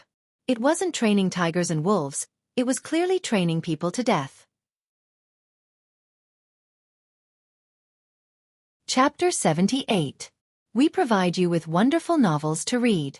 Those with potential are still young, but the older ones don't have enough nutrition, and their overall quality is not good. If they are forced to meet the training standards, they might be lying on the road to training before they become a strong army. However, Jiang Pengji's family was very rich. They didn't have many things, but they had enough food to fill their stomachs. Currently, there were only a dozen or so servants in the farm. She could afford to feed them. I carefully read what you wrote. Although it is harsh, there are some good points in it. Xueqi was worried that Jiang Pengji would be angry, but after careful observation, he didn't see any displeasure on her face, so he plucked up his courage and continued. The so-called elite troops are no less than elite weapons, and there are even more elite soldiers. What are elite soldiers? They are strong, fierce, and good at fighting. Strict discipline, strict laws, and strict execution of orders are the second. In my opinion, the latter is the most important. No matter how strong a soldier was, he was only one person, and he could only exert the strength of one person. But if 100 people acted as one, moved in unison, and exerted their strength in one place, what would the result be?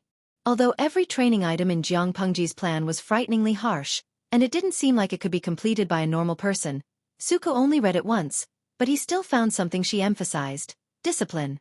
Jiang Pengji nodded approvingly. Xueqi's performance was much better than she had imagined. Indeed. I read a novel a few days ago.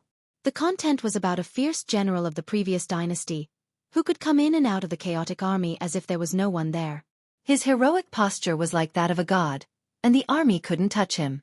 But in my opinion, it is a bit ridiculous. Xueqi was slightly stunned by Jiang Pengji's arrogant words. Although it was only a few words, he could tell who the fierce general of the previous dynasty was, so he was even more confused. That was the peerless general who had followed Emperor Taizu of the Xia dynasty to war, the god of war who had created an extraordinary career, Meng Jing, Meng Ziliang. You don't believe me? Jiang Pengji raised her eyebrows. She stood up and took down the bow and arrows. She said to Xueqi, "Why do you think it's the general who is too brave and not the enemy who is too useless? In my opinion, it's just a normal elite soldier running into a bunch of idiots."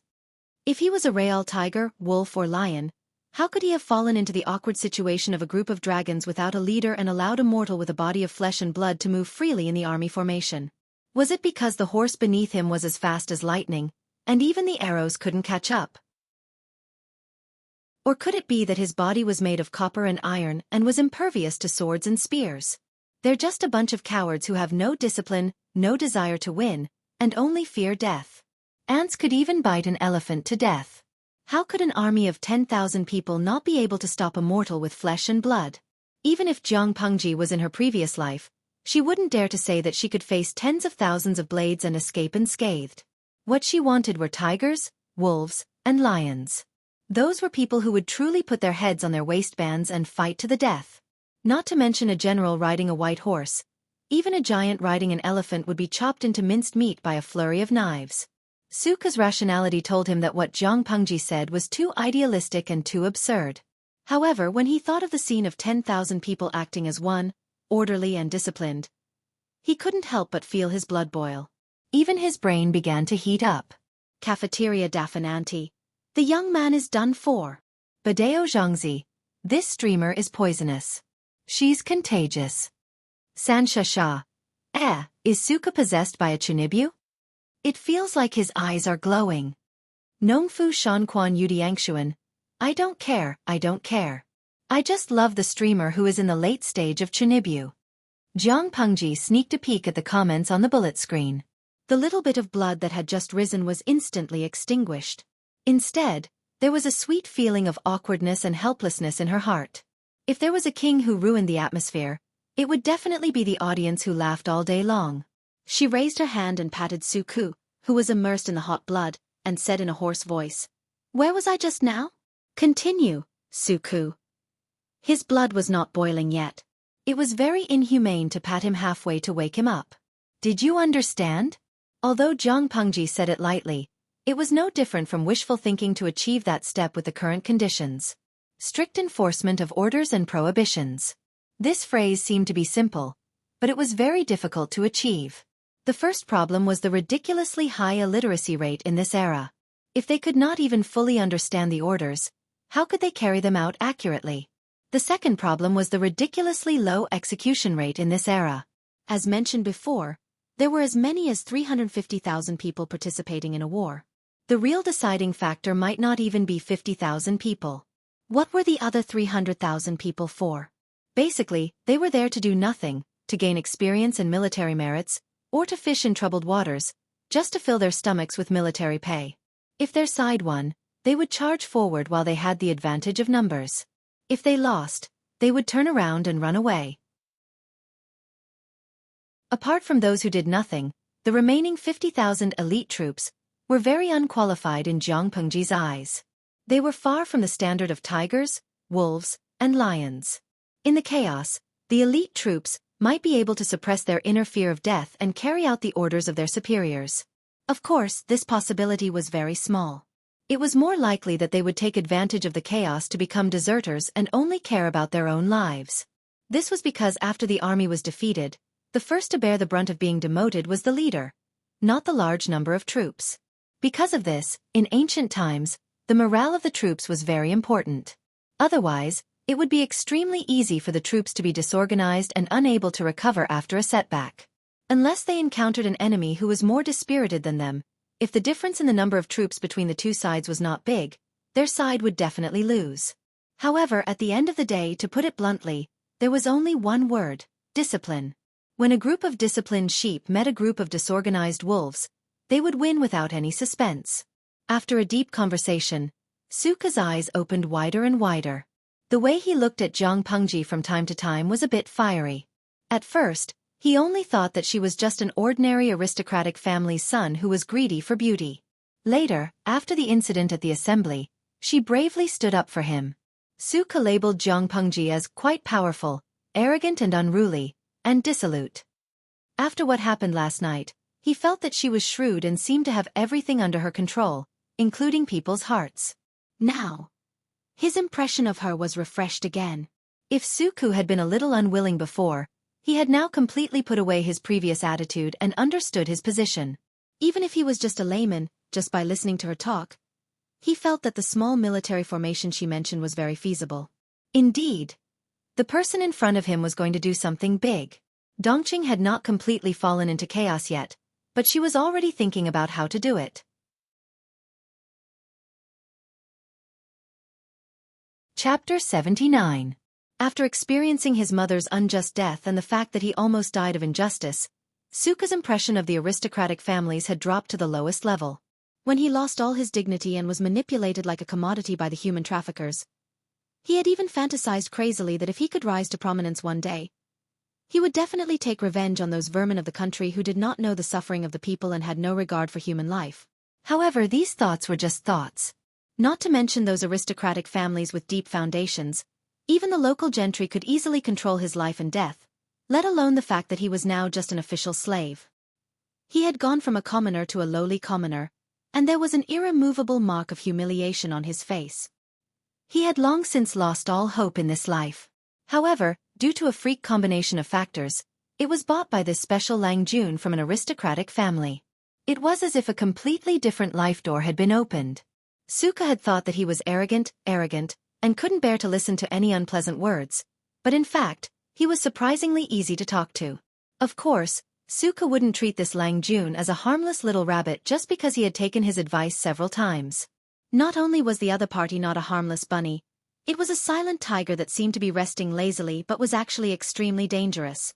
She took his advice only because it was useful. Even so, Jiang Pengji's reaction was beyond Xueqi's expectation. To describe it in modern terms, it would probably be, this young master of the aristocratic family was different from those coquettish wretches outside. He was exceptionally pure and unpretentious. For example, now, he didn't understand. Lang Jun was the only legitimate son of the second branch of the Liu family. According to the gossip of the other servants, the second branch of the Liu family was extremely rich. So, as a noble scholar, how could she know the price of rice, vegetables, and fruit so clearly? He even remembered the prices in the last few days? At most, he would praise Liu Lang Jun for having an outstanding memory, for having a photographic memory, and for being able to recall what he heard. But why was he smiling and bargaining with the merchants like an ordinary farmer? That stingy bargaining technique stunned him. He couldn't help but have an illusion that the second branch of the Lu family was so poor that they couldn't even feed themselves. Xueqi wasn't the only one who was dumbfounded. The audience watching the live broadcast were also so shocked that they dropped the melons in their hands. Cafeteria Daffin Auntie. What an almighty streamer. She's so cool even when she's haggling. Lan Chue Yubuja. Bargaining and whatnot, it feels super down to earth. But host, didn't you notice that he was about to cry? Wujiang Zha Kai Yi. Ha ha ha ha, the shopkeepers who almost cried when the streamer tried to bargain with them. Hit me if you don't agree. I'm relieved. I'm thankful that the host isn't from this world. Otherwise, it would be too scary. As an experienced clothing store owner, I felt that if I met such a troublesome customer, I would suffer a huge loss. I wouldn't be able to continue my business. A group of spectators expressed that Jiang Pengji was very good at bargaining. Although they felt sorry for the shop owner, they were still happy to watch the show. However, other than the onlookers who only knew how to laugh, there was also Xueqi. Lang Junyu. Xueqi wanted to say that she was calculative, but that was not a good word. He was also afraid of offending her, so he awkwardly said, "If this gets out, it will greatly damage your reputation." A noble son of an aristocratic family bargaining with a merchant. Even if he maintained his demeanor, it was inevitable that he would have a bad reputation if it got out. Jiang Pengji sneered and said carelessly, "You speak as if I, your Lang Jun, have a reputation? Who in Hejian County doesn't know the reputation of the Lu Manor's prodigal son? The manor does not lack money and rice, but you don't know how expensive it is if you don't manage the household." These merchants saw that I was dressed well, and I was young and ignorant, so they asked for an exorbitant price. They raised a price of 1 copper coin to 10 copper coins. Do I look like a fat sheep to you? Shou Shiguan. How can there be such a cruel sheep like the host in this world? It was the shopkeeper who was being ripped off. As soon as this comment came out, all the viewers who were watching the live broadcast immediately agreed. That was absolutely right. Xueqi silently looked up at the sky. After that day's fair, the reputation of his Lang Jun had indeed spread, but it was accompanied by the comments of the prodigal son. There were both praise and criticism. However, none of the masters in the manor cared, and the people involved even took the initiative to push the reputation onto themselves. Moreover, if I don't tell them my name, how will they know who I am? Even if they ask, I will only say that my name is Su Xiaoyu, and I am the servant of the Lu Manor's Lang Jun. As soon as Jiang Pengji said this, Xueqi, who was following behind her, almost stumbled and fell. Could it be that his main task in the Lu Manor was not to accompany her in her studies, but to help her Lang Jun be the scapegoat? After showing Xueqi around, Jiang Pengji asked again, "Have you memorized everything?" Xueqi nodded. Although his memory was not as good as Jiang Pengji's, he still had a photographic memory, so he remembered everything. That's good. In the future, you will be in charge of the farm's expenses and purchases. Make an account book and record everything. You have to be strict with their training. If anyone dares to slack off, you will be severely punished. There will be no room for mercy. If there is punishment, there will be rewards. For those who perform well, you should also be rewarded appropriately. We are still short on manpower, so it shouldn't be difficult to manage. Jiang Pengji bought Xueqi to be the accountant, manage the household affairs, and supervise the training of the servants. One person could take on multiple roles. According to Lu Shi, he would not interfere in this matter, so she had to figure it out on her own. In fact, she did not need others to tell her what to do. Before Xueqi could answer, Jiang Pengji continued, "This is your training and training. Armchair strategizing is just empty talk. If you want to verify your own ideas, you have to put them into practice. You don't have to do everything yourself, but you have to be aware of it. You won't be deceived by your subordinates. Don't think that these purchases are simple. There is more to it than meets the eye." It was the same thing, but the quality was different, and the price was different. It was hard to guarantee that no one would use shoddy goods to cheat him. Don't think that it was a small matter. What if you looked at the bigger picture and the more detailed picture? There were many ways to go about it. For a long time, Xueqi did not say a word. Instead, he looked at Jiang Pengji with surprise and suspicion. His eyes seemed to be overstepping his authority. Jiang Pengji asked, "What are you looking at?" Suka felt as if his worldview had been reshaped. His impression of the gentry's son had also been reset. He said gently, I never thought that you would be so familiar with these household affairs. A gentry's son had a more detailed understanding of the prices of goods than a former commoner like him. He knew the prices of all the shops, stalls, taverns, and eateries within a few miles. Wasn't he the pampered son of the inner house? Heh, you wanted to say that I haggled over every penny.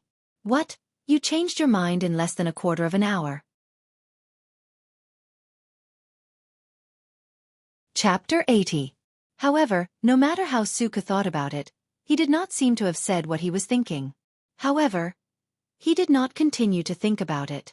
He only thought that he had inadvertently let the cat out of the bag, so he immediately apologized. Why do you have to make it so formal? Jiang Pengji moved sideways and only accepted half of the bow. Moreover, you did nothing wrong. If what happened just now was spread, people would definitely say that Lang Jun of the Lus is stingy and harsh. You are right. Suka was right. She just did not care about her reputation. What did other people's words have to do with her? Suka said sullenly, even so, Lang Jun is open-minded and open-minded. I don't think you would care about other people's opinions. So, his previous persuasion was just nonsense to Jiang Pengji, and his unspoken criticism was a taboo.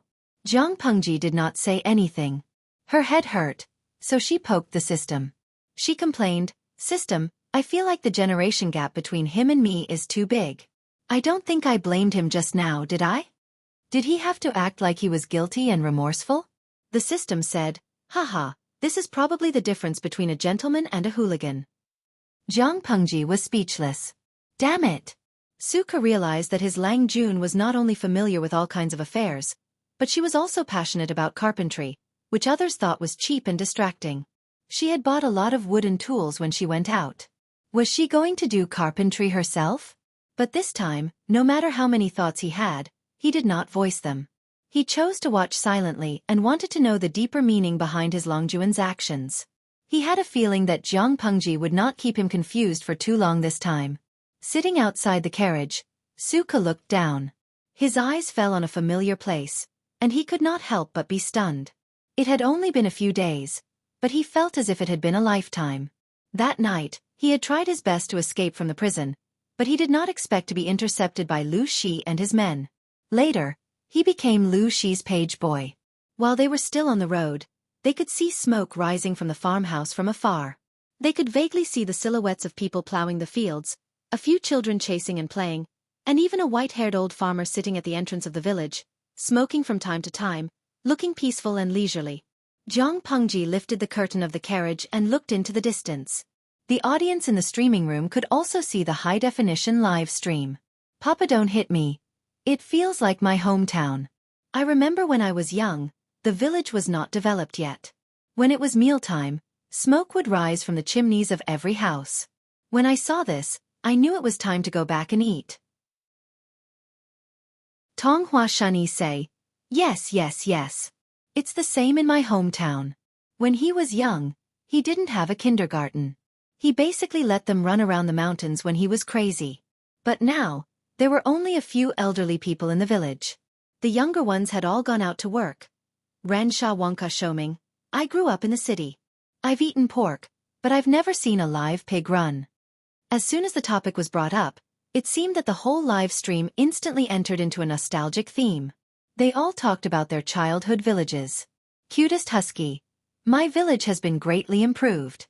There are many small factories built. It's developed, but I can't see the scene in my childhood memory anymore. I can't see the blue sky anymore. The fields are so barren that weeds are growing. Jiang Pengji sat in the carriage with one hand on the table.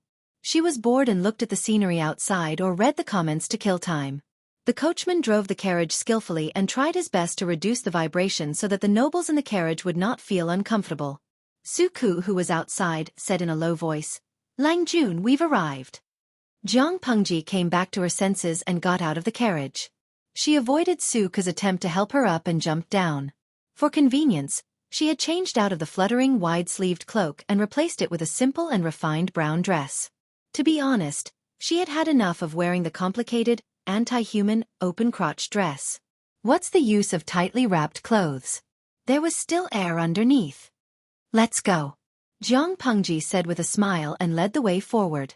The children who were playing saw the strangers coming and ran back, laughing. The audience in the live streaming room felt that the village scene was familiar and warm, but it was a new experience for Jiang Pengji, who was used to cold cities and advanced machinery. It was as if her cold and lonely heart was warmed by the scene. They were dressed very simply. Jiang Pengji wore the brown dress that commoners often wore, which made her look very low-key. Fortunately, the carriage had the emblem of the Lus on it. Although the head of the village had never seen Jiang Pengji before, he knew that the person in the carriage must be from the main family. When he learned that the young man in brown was the second Lang Jun of the Lus, he was so scared that he did not dare to speak. Relax. I'm just here to see the people who were sent to the village a few days ago. Did any of them try to escape these days? After asking the head of the village, Jiang Pengji looked at Xueqi, who looked embarrassed. Even if She had not sent people to stop them, Xueqi would not have been able to escape from the boundaries of the farm. Jiang Pengji had also sent people to keep an eye on him. The head of the village knelt down obediently and answered with fear. He was afraid that he would offend the Lang Jun and bring trouble to the village. Dongqing seemed to be peaceful, but corrupt officials were running rampant. The gentry in the villages exploited the people. How could the commoners live a peaceful life? Too many people lived in misery. Not only did they have to bear heavy taxes, but they also had to face bandits. In comparison, the tenants in the farm lived a very comfortable life. Everyone in the surrounding villages was envious of them. The main family was kind and had the advantage of money. The bandits did not dare to come and take advantage of them. Most of the tenants lived a happy life. If they did not serve the guests well and angered the Lang Jun of the main family, they would have a hard time in the future.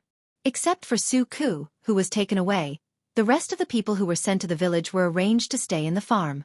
Because they did not have specific instructions, they did not dare to make decisions. They only sent a few farmers to keep an eye on them in case any of them escaped. It's good that they did not escape. Go and get those people here, Jiang Pengji said to the head of the village and then turned to Xueqi. You will have to work hard for the next few days. Stay in the farm for some time and keep an eye on them for training. When everything is on the right track, you will be assigned to someone you can trust. I will allow you to borrow some books from the study of the Lu's house while you are staying in the farm, in case you fall behind in your studies. Work and study were two different things. Xueqi was still young, so he had to focus on his studies. He could not neglect one thing. A subordinate who could not improve himself at any time was not a good subordinate. Although she did not show it, Jiang Pengji was treating Xueqi like an assistant in the internal affairs of the army in her previous life.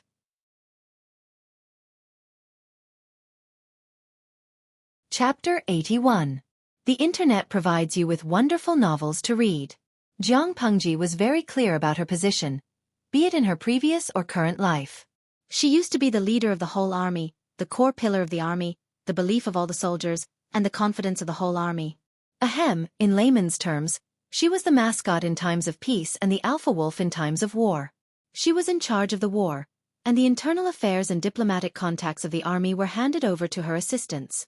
She was a slacker in one of the subjects. War was her home field, and she was not good at other things. She could not blindly command others, could she? Now that she had given Xueqi the authority to manage the internal affairs and personnel, she naturally would not command others in this area. If Xueqi could not control the situation, it would not be too late for her to intervene. Jiang Pengji and Xueqi formulated a detailed training process in stages based on the principle of making full use of the resources and progressing step by step. The initial training period was not long, and the tasks were not heavy. They were given enough time to adapt. After they had fully adapted, the intensity of the training and other activities would be gradually increased. When they were not training, they would cultivate the fields, work in the fields, or help the other tenants of the farm. In order to stimulate the motivation of the training, they were divided into groups of 5, and each group would select a corporal. The corporal would receive more than half of the monthly allowance than the others. Of course, the corporal was not fixed. There would be a selection every month, and the best performance would win. There was also a competition between the groups, and the group with the best performance would receive an extra half of the monthly allowance. There were rewards and punishments, and the punishments were more severe than the rewards. There was a monthly examination, and the worst performance would be deducted 10% of the monthly allowance, and the training tasks for the next half-month would be 10% more than the others. The group with the worst overall performance would be deducted 10% of the monthly allowance, and the training tasks for the next half-month would be 10% more than the others. In addition, if an ordinary person made a mistake or caused trouble, the whole group would be punished. If the corporal deliberately caused trouble, the whole group would be punished. These few rules seemed simple, but in fact, they formed a relationship of supervision and restraint between the corporals, and the corporals. The corporals enjoyed more benefits, but they also had to bear more responsibilities. They shared weal and woe with each other. They seemed independent, but in fact, they were one. Jiang Pengji and Xueqi had a detailed discussion about the amount of silver each person would receive each month. After consulting various sources, they finally decided on the amount. Not long after, the head of the village came over with a group of people. Looking at those people's spirit and appearance, they were indeed better than when they were in the broker house. I bought you from the broker house for a reason, not to let you come here to enjoy life. I'll cut to the chase. No matter what you do in the future, you'll have to listen to Xueqi's orders. If anyone tries to cause trouble, don't blame me for being ruthless. Xueqi? Many of the servants had heard of this name and knew who Xueqi was. Hearing this name, some of the bolder ones couldn't help but raise their heads slightly. They found that Xueqi, who was originally just like them, or even more down and out than they were, was now dressed appropriately. His appearance was also more plump than a few days ago, and his spirit was not the same as before. For a moment, many people felt jealous and envious. However, before they could think further, Jiang Pengji's words were like a basin of cold water splashing over their faces. It was a very small scene, but Xueqi's hands were slightly trembling with excitement, and his expression was hidden in the shadows. I'm not a ruthless master. If you're dissatisfied, you can say it. If it's reasonable, I'll listen. If it's unreasonable, then shut up. Jiang Pengji glanced at everyone with indifference that made people dare not look directly at her. She gave Xueqi a wink, and the young man understood and went forward to explain the training in detail. Hearing that they could eat and wear warm clothes every day, and they could get extra monthly silver, those people were all happy. Nowadays, it was not easy to survive in this world. There were natural and man-made disasters that forced people to have no way to live. Hejian County was still prosperous, but some other poor counties were full of starvation and bandits. In some serious places, 9 out of 10 houses were even empty. After they were bought, they found that Xueqi was gone the next day. They were worried for many days, for they were afraid of being implicated by Xueqi. Now that the dust had settled, Xueqi, who they thought had been beaten to death, was standing in front of them. The fierce master in their imagination was actually kind and gentle. For a moment, many people breathed a sigh of relief. As for the training, it was all physical work, so it should not be too tiring. Jiang Pengji saw that they were relieved. She smiled and said coldly, "The loos don't raise useless people, and the monthly silver is not that easy to get. I didn't buy all of you just to guard the house, and it's not something that can be dismissed with just a few superficial tricks." The young man's voice was mostly immature, but when they heard Jiang Pengji's words, they felt that the air was stagnant and cold. Their backs were covered in cold sweat, and a chill spread from the soles of their feet to their brains. Unspeakable fear lingered in their hearts. Although Hejian County is prosperous, there are also mountain bandits in the nearby mountains. They are evil bandits who rob houses, and they are the enemies you'll have to deal with after your training. You can train carelessly and not take it to heart, and then use this kind of training results to fool me. However, in the future, when you meet those vicious bandits, they will not be merciful because of this and let you live. As soon as Jiang Pengji said that, Xueqi could not help but raise his head to look at her. He was a little surprised. That was not what they had agreed on beforehand? However, the thin, immature boy with his hands behind his back was particularly dazzling under the sun.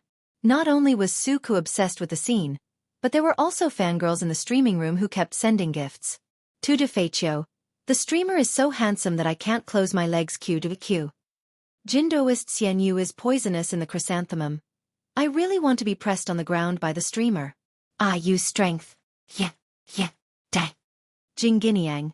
Upstairs, if you continue like this, you will lead the children astray. The system laughed so hard that its eyes could not be seen. The depression it had been feeling for the past few days had all dissipated. It didn't matter if the streamer's style was strange.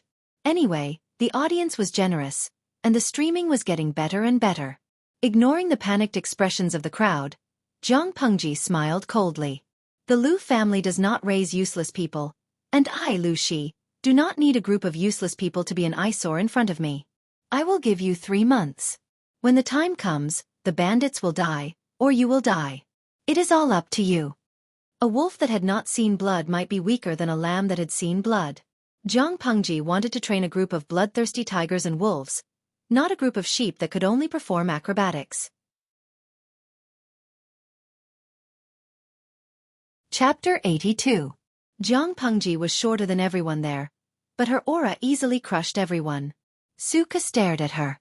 In a trance, he saw a fierce tiger with a strong body. Blood and flesh hung from the corners of its mouth. Its muscles were tense, ready to strike, and it was staring at its prey. Her eyes were fierce and cold. Being stared at by her, it was as if he was already destined to die. When he came back to his senses, the other party was still a young man bathed in sunlight. His black hair reflected the light, and there was a halo around him. After a while, although everyone was trembling in fear and their teeth were chattering, no one had the courage to raise any objections.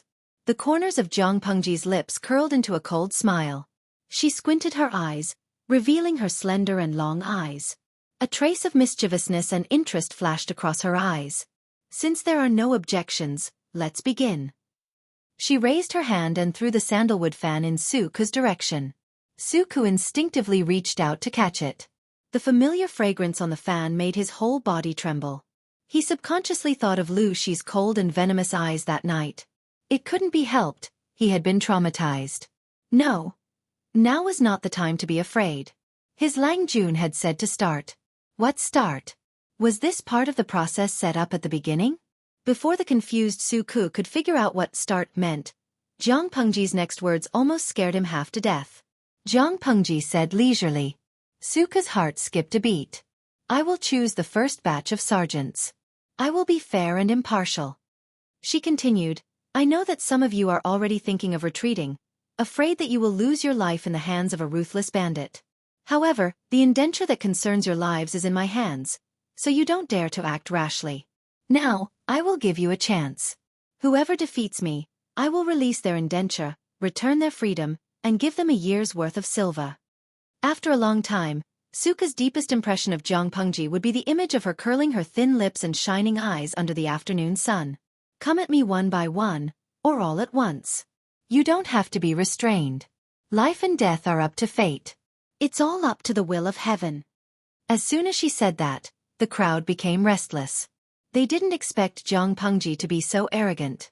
They were all children of poor families. They had been working in the fields since they were young, so they were naturally strong. Even though Zhang Pengji was the son of the noble first wife of the Lu family, and she might have trained with a martial arts master to strengthen her body, but she was thin and weak. She looked like a chicken without much meat.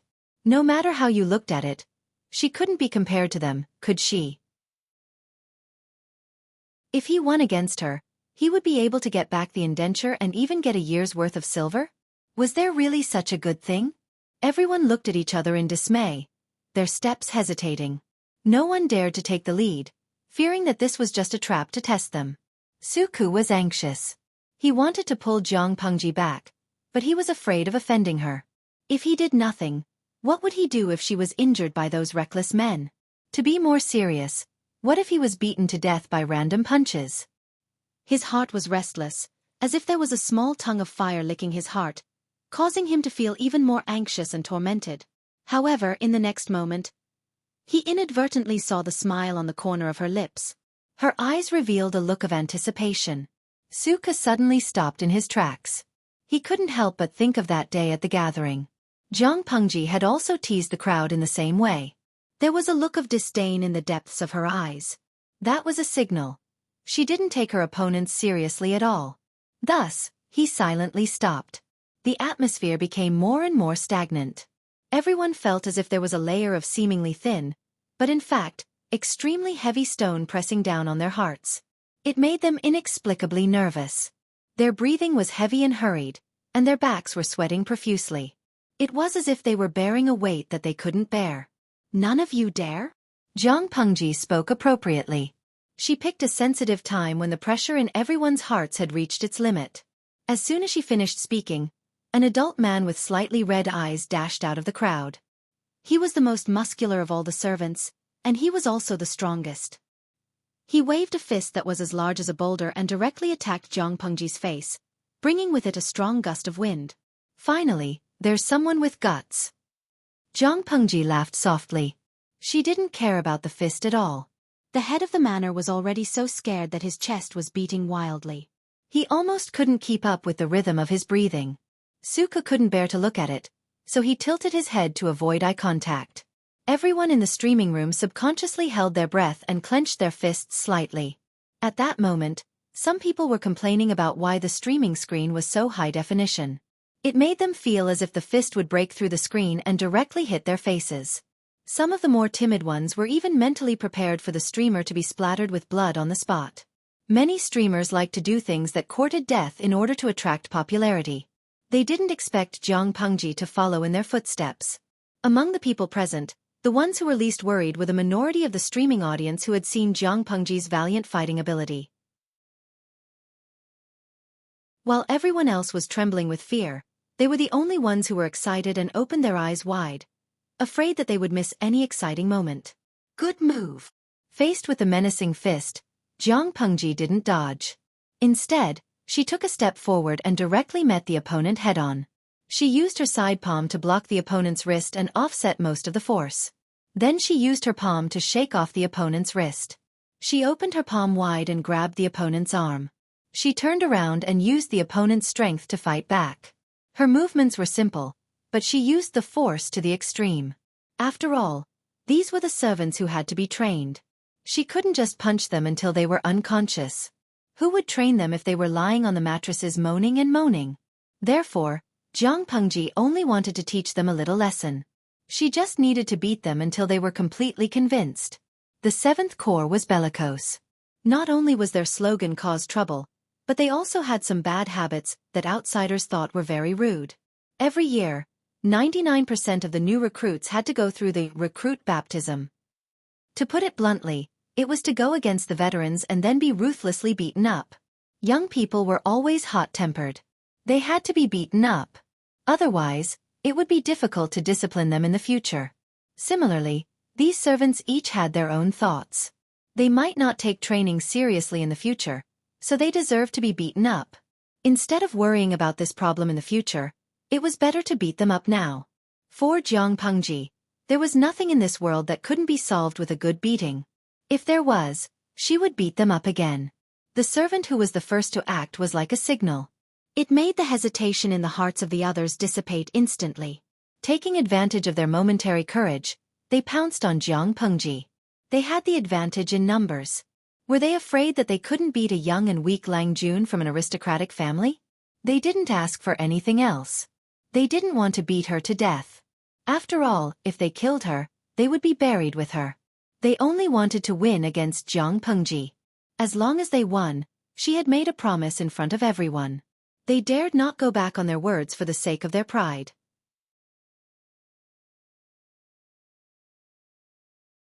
Chapter 83.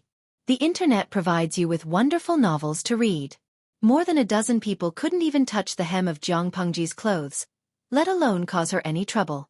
They had no combat discipline, no sense of cooperation, and no tactics to speak of. They only knew how to rush around like headless flies. Not only could they not exert the strength of 1 + 1 = 2, but they were also holding each other back. Jiang Pengji had no difficulty in dealing with them. Corpses were constantly being thrown to the ground with dull thuds. Xueqi opened his eyes slightly and saw Jiang Pengji in a plain brown robe strolling among the crowd. Her movements were simple, but she had the demeanor of a master. "I've never seen anyone weaker than you. You want to suppress bandits? Why don't you go buy an embroidery brush and stay in the house to learn how to do needlework? With this kind of ability, if I take you to suppress bandits, you won't even be enough to kill one person." Jiang Pengji had perfect control of her strength. She didn't injure or cripple them. However, they wouldn't be able to stand up and fight with her for a while. His venomous tongue was unleashed, stomping on wherever it hurt. The men were red in the face, as if living in the world was a waste of food, and committing suicide out of shame would pollute the land. Look at you. You're all so weak. Your legs are like noodles. You can't even stand straight. You'll fall if you stumble. You'll lie on the ground and wail for a long time. Did you not eat enough during the day? Or did you lose your body on a woman at night? Or did you sleep too much in bed? Zhang Pengji sarcastically said. She never paid attention to her limits, so she inadvertently used dirty words. Xueqi, a young boy, blushed. He looked at Zhang Pengji as if he was looking at a monster. How could such vulgar words come out of the mouth of a noble Lang Jun who was raised in a noble family? Zhang Pengji acted as if nothing had happened to Xueqi. She didn't think what she said was wrong. Was this standard vulgar, dirty and violent? Then what about the fact that she had drunk alcohol and won the championship of the Dirty Stories competition? She tried to use elegant words to express herself. The system, which had been happy a moment ago, was now paralyzed on the sofa and couldn't take care of itself. With such a host, it was already a salted fish. The bystanders were dumbstruck, but there was a group of people who were so excited that they couldn't stop. Notifications flooded the screen, flipping page after page. Domineering president. Rewarded 1314 kidney apples. Viewer, come and hit me if you're not convinced. Rewarded 11 sets of 520 blue and white side items. Viewer, stupid network card crippled. Rewarded 99 blue enchantresses. The most eye-catching thing was a huge firework that exploded on the virtual screen. The cool special effects almost occupied the entire screen. Viewer, so poor that only have money left, tipped a luxurious private yacht. Viewer, so poor that only have money left, tipped a luxurious private yacht. Viewer, so poor that only have money left, tipped a luxurious private yacht. The same announcement was repeated 9 times. The entire live broadcast room was silent for a second before it exploded. Tout de fait. Wow, he's really a nouveau riche. He's so poor that he only has money left. 9 luxury private yachts. Cafeteria d'Affinanti. Nouveau riche, please hang me wherever you point me. Penguin girl. Although there are very few people in our live broadcast room, there are many people who are stupid and rich _ smiley face 3, angle. _ a luxurious private yacht was equivalent to 1,000 popularity points, which required 1,000 streaming coins. If converted to the currency of their dimension, it would be 1,000 renminbi.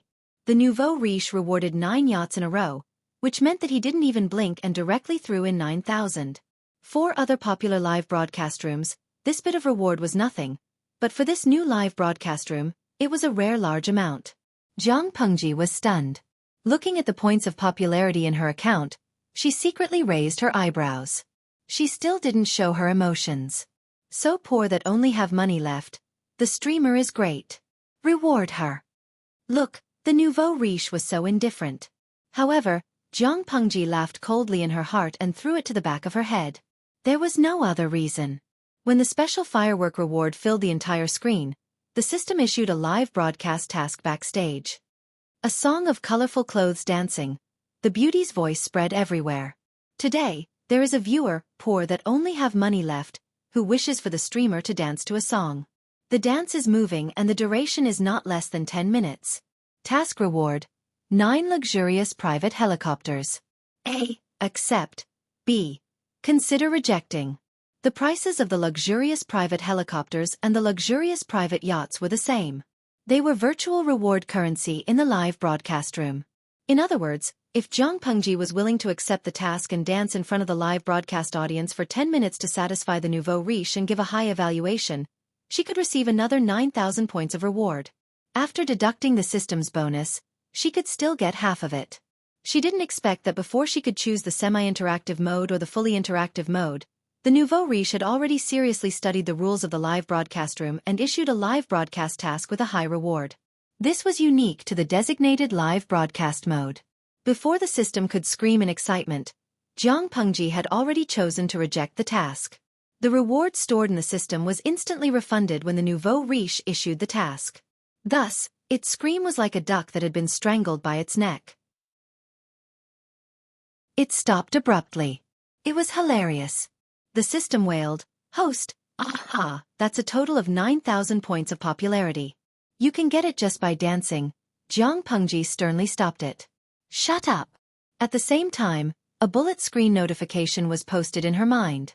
Host V, thank you for the love and enthusiasm of the audience, but the live broadcast room refuses to accept any content of the designated live broadcast mode. It's a matter of principle and has nothing to do with anything else. Taking advantage of this opportunity, Jiang Pengji briefly explained the voting rules for the semi-interactive mode and the fully interactive mode. Although the live broadcast without a clear theme was very interesting, it also lacked a sense of anticipation. After a long time, people would get tired. Moreover, there was no guarantee that interesting things would happen every time the live broadcast was free. Sometimes she felt that her days were boring and moldy, not to mention the audience sitting in front of the screen watching the live broadcast. The novelty of the live broadcast room could maintain the curiosity in their hearts, but it could not sustain their passion. Although Jiang Pengji was expressionless and there was no flaw in her eyes or expression, Xueqi, who was beside her, sensitively noticed that his Longjuan's good mood was inexplicably covered with a layer of dense fog. She seemed to be extremely unhappy. Could it be that Lang Jun was extremely disappointed in the people lying on the ground? Xueqi could not help but think more, but before he could figure it out, Jiang Pengji had already stepped forward and taken away the sandalwood fan that he was keeping. You make arrangements for these people. We will go back to the mansion to discuss this at night. We will officially start training tomorrow. If they are still so useless, there is no need to keep them and waste food. Jiang Pengji's face was cold and stern, as if she was suppressing some kind of emotion. It made people subconsciously lower their heads, not daring to make a sound.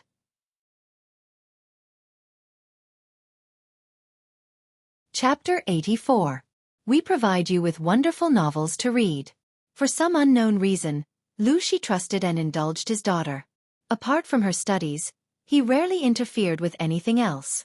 However, he still wanted to know the details. He was afraid that she would be taken advantage of. Obviously, Lu Shi's worry was unnecessary.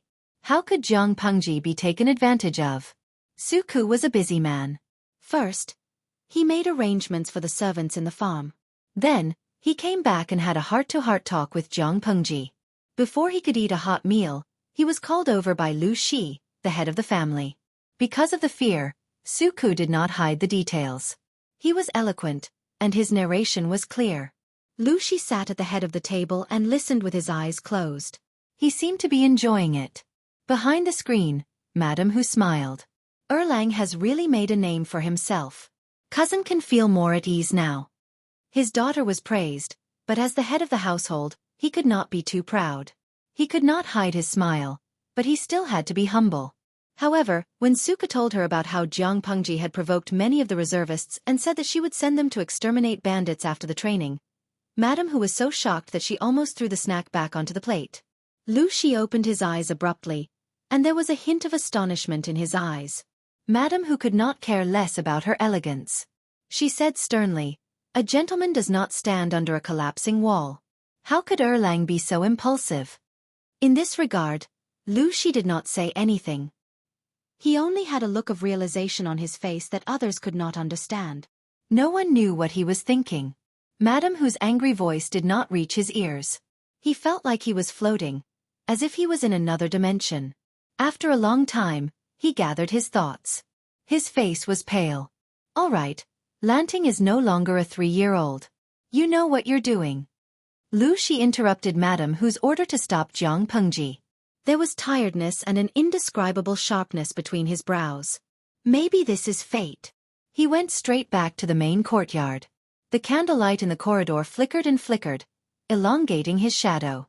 Sitting in front of a few tables, Lu Shi spread out a great universal geographical map of Dongqing. A place was clearly marked on it. It was Hu County, which Lu Shi had once governed. He stared at Hu County for an hour, clenching his fists so tightly that a few crescent moon marks were left on his palms. After a long time, he said to the maidservant waiting outside the room, "Go and invite Lanting here." In ancient times, people worked at sunrise and rested at sunset. Jiang Pengji was ready to go to bed with the help of her maids. "Let's go. Don't let father wait too long." She suddenly received a message from Lu Shi. She frowned and got up to take the warm and heavy cloak from Takshu. She put it on. She didn't know if it was because Lu Shi had returned, or if it was because of the revival of spring, which had injected vitality into the desolate Lu mansion. The landscape in the courtyard was a lot more luxuriant than when she had first arrived. It was just that the moon was bright and the stars were sparse. The light was dim, and the scenery was flickering. It was rather strange. When she reached the main courtyard, she bowed to Lu Shi. He waved at her and said gently, "Lanting, come forward." She took a few steps forward and sat down beside the table.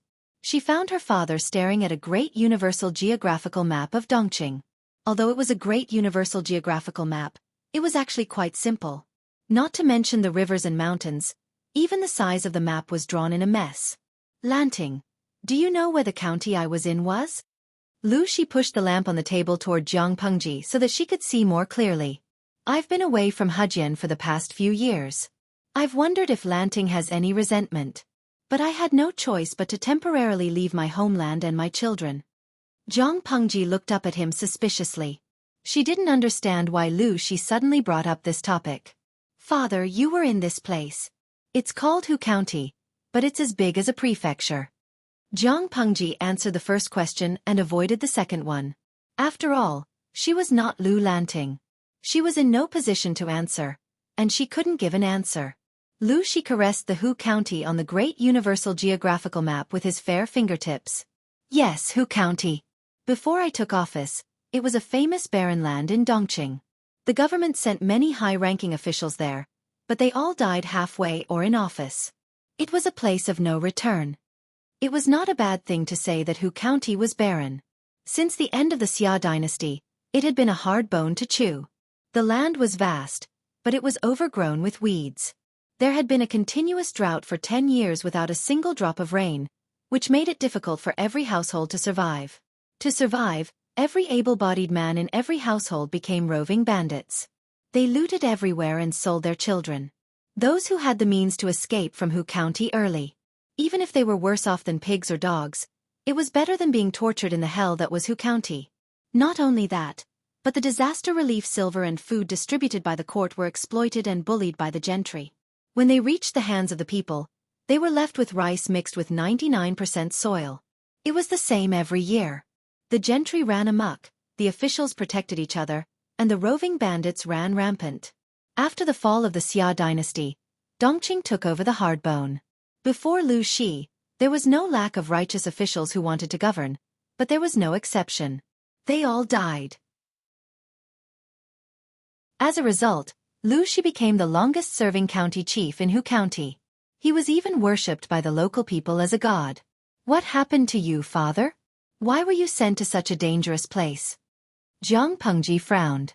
Hu County was notorious. Any young man who knew his place would not go to such a place to be an official. Wasn't that courting death? The Lu family was not considered the top family in Dongqing, but not everyone could look down on them. They should have connections in the bureaucracy. Lu Shi's answer was beyond Jiang Pengji's expectation. "I was willing to go to the edge of death to survive." Willing? He was willing to die? Or could it be that Lu Shi was certain that he would survive in Hu County? No, he was willing to go to the edge of death to survive? Was there really someone who wanted to kill Lu Shi? To others, Hu County is a place where death is certain. But to me, it is a blessed land that contains a sliver of hope. Lu Shi sighed with emotion. In his mind, he was dressed in sackcloth. He was grief-stricken as he hurried on his way with Amin's memorial tablet. At that time, he had lost his son twice. Then, his beloved wife was seriously ill. He was getting weaker day by day. There were all kinds of murderous intents staring at the small Lu residence. He was the only child left in his arms. He was at a loss. When he was at his most depressed, he even wanted to die. But Amin was right. Lanting was still alive. His enemy was still alive. He could not die yet. He only had a glimmer of hope when he went to Hu County. Chapter 85. Jiang Pengji was suspicious of the inexplicable test. She glanced at Lu Shi's face and then closed her eyes. It seemed like this cheap father of hers was hiding more secrets than she had imagined. But she was not a fool. Lu Shi's actions were not as simple as a test. It was more like he was trying to prove something. I've studied Commandery in detail as well. If you want to stay alive, it's not difficult. It was her father's place after all. Although the original Lu Lanting did not have much of an impression of her father, she was full of admiration for him. She desperately wanted to know everything about him, so there were many books and information about Hu County in her study. Hu County is a place where bandits are rampant. The gentry officials collude with each other and exploit the people. That's why they hate the officials sent by the court. Because of the special circumstances, Hu County's officials are hereditary. Sons inherit their father's position. It's almost like a country within a country. Zhang Pengji had always been violent. She would not complicate things if she could. It was very simple to stay alive and go to Hu County. Lu Shi's eyes shone. The confusion and hesitation on his face seemed to have dissipated. How is it not difficult? Bring 300 guards and 10 carts of money and grain. Don't rush to take up your post. Go and suppress the bandits first. Zhang Pengji said with a smile. Her eyes reflected the candlelight and shone brightly. One could not help but indulge in her confidence. The people of Hu County are tough. How can they be convinced by a letter from the imperial court? Only a strong army and force can intimidate the people. Only then can they not act rashly.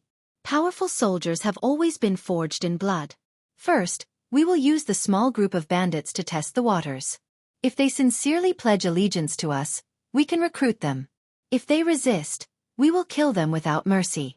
If necessary, we will kill them all. This is the name of a fierce army. They were bandits. No matter how ruthless they were, no one would be able to find fault with them. This seemingly nonsensical move was actually for the sake of secretly recruiting strong and useful people to expand his own strength. The second branch of the Lu family had a large business and plenty of money and food. It was enough for Lu Shi to play like this for a year or two. The squires and officials who tried to sharpen their knives, collude with the roving bandits, and assassinate him were all so scared that they did not dare to make a sound.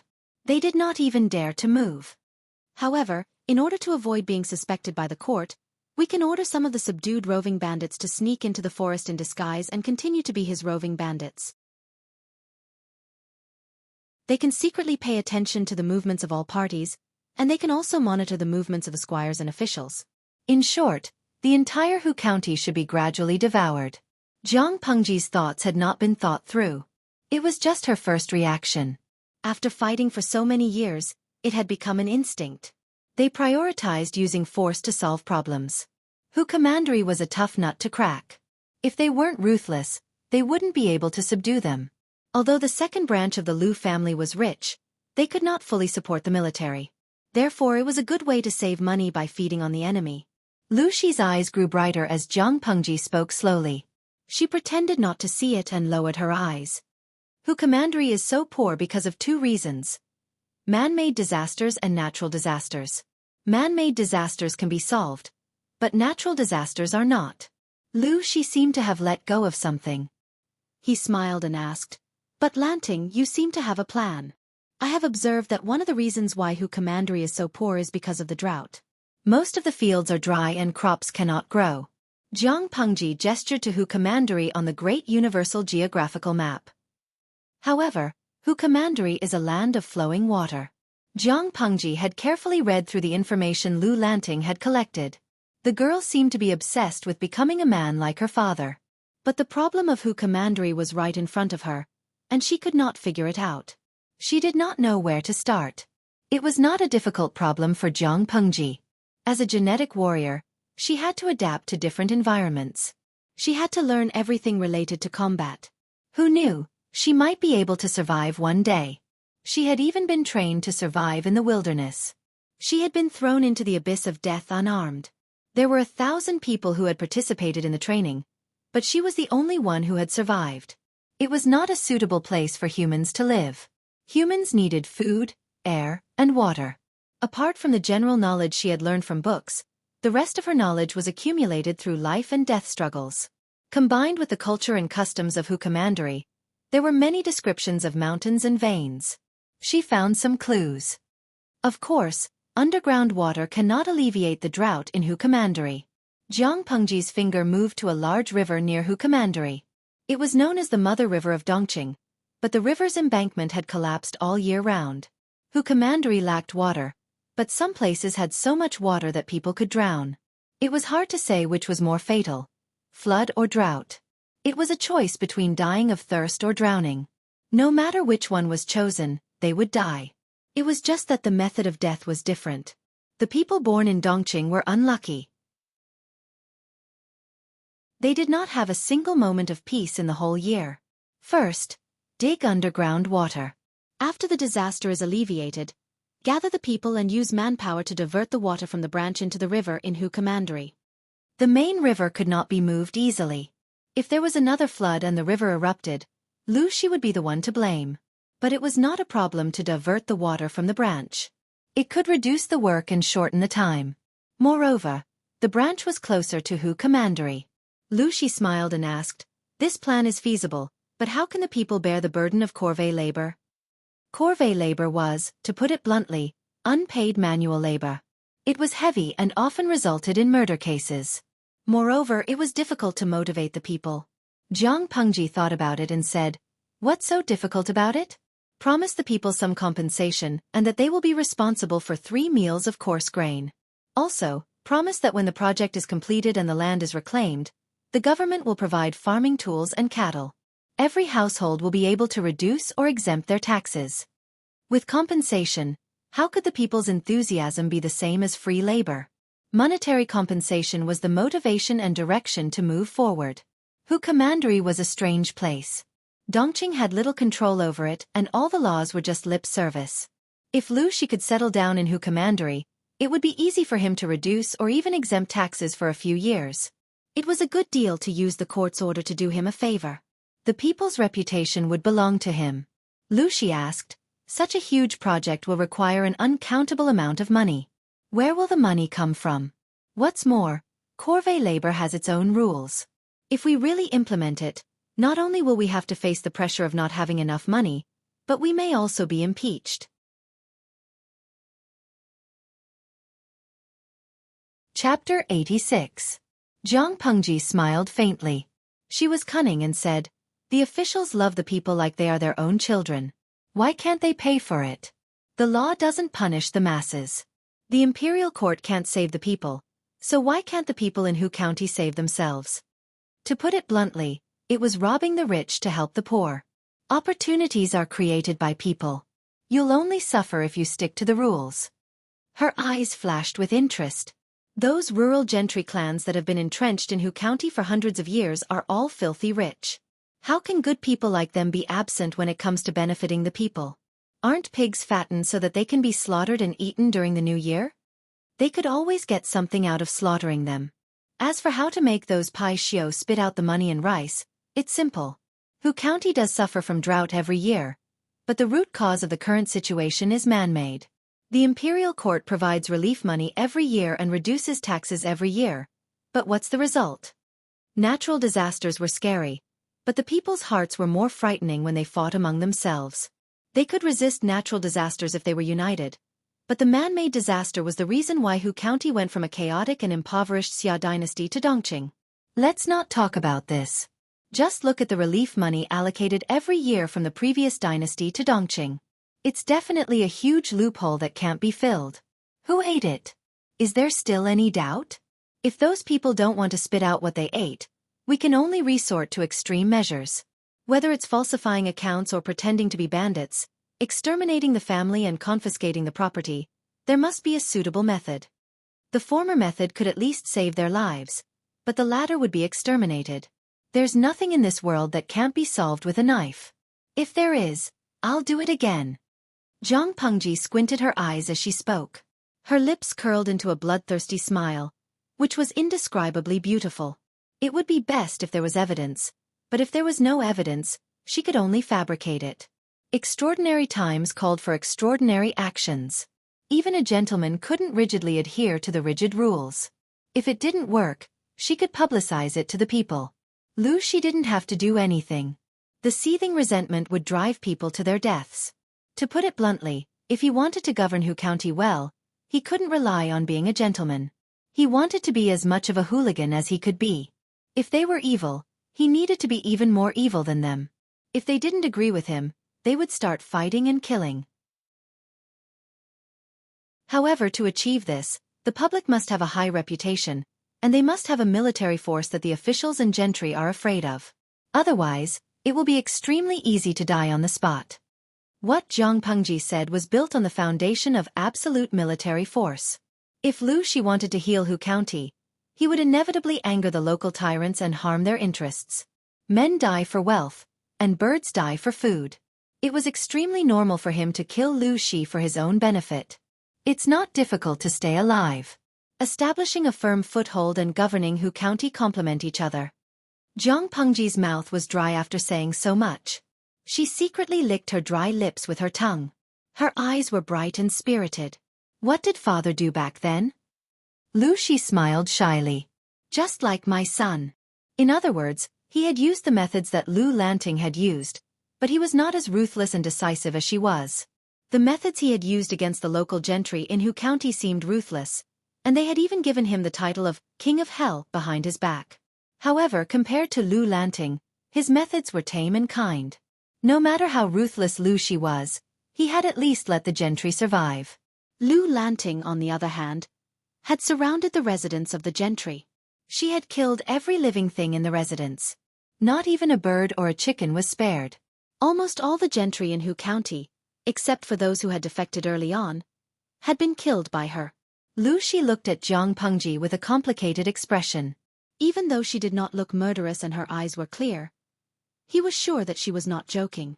Thinking of this, Lu Shi muttered, "But Lanting, you've forgotten something very important." Zhang Pengji raised her eyebrows. Her plan had been improvised, so it was normal for it to have loopholes. She had always been conceited, so when she heard that Lu Shi's plan would not work, she became interested. "Father, please advise me." Lu Shi did not speak. He wrote 2 words on the table with his index finger. Zhang Pengji's face darkened. He said, "Your plan is feasible, but have you ever thought that you will offend all the gentry clans by doing this? In today's era, insulting the emperor in public was worse than insulting the aristocratic families. The gentry clans were powerful. Zhang Pengji's plan could solve the problem in Hu County, but what should he do next? Put himself in a hostile position with all the gentry clans? What's more, most of the talented people nowadays come from the aristocratic families."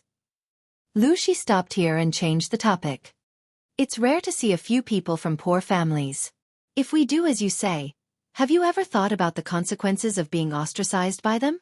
In today's era, most of the resources were given to the gentry clans. They had a lot of money and knowledge, and the ratio of talents they nurtured was much higher than that of ordinary people. Innate talent was important, but so was the environment and education. If she offended all the gentry clans according to her plan, who would be willing to work for her if she rebelled in the future?" Zhang Pengji's face darkened. She raised her head and looked at Lu Shi. There seemed to be an undercurrent in her dark eyes. "So what do you think we should do, father?" Zhang Pengji asked deliberately. Lu Shi said bluntly, "We can't offend them completely. They could be offended, but they could not become irreconcilable enemies. It was important to leave some leeway for others." Zhang Pengji pursed her lips and thought for a while. "In the end," she said, "it is better to get rid of future troubles than to keep them around." There was nothing that could not be solved with a knife. If there was, then another knife. It was the same no matter who came. Lu Shi looked at Zhang Pengji with a complicated expression. After a long time, he let out a long sigh and said, "Lanting, I don't care what you're thinking or what you're going to do, but you must think twice before you act. Think about yourself and your family." After all, she was the second legitimate son of the Lu family in Hejian. With his reminder, Zhang Pengji reacted and responded, "I understand." Lu Shi did not dare to think about whether or not Zhang Pengji had really listened to him.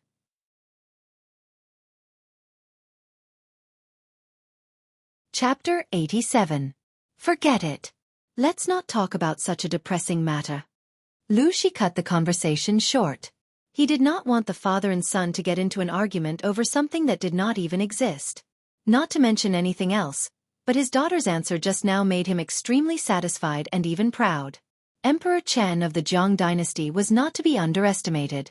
Lu Shi's expression did not change, but he had been thinking about it. Zhang Pengji secretly frowned and said, Father is at home now. He should rest well. It's better not to worry too much. If that's the case, I'll listen to you. Lu Shi smiled and shook his head.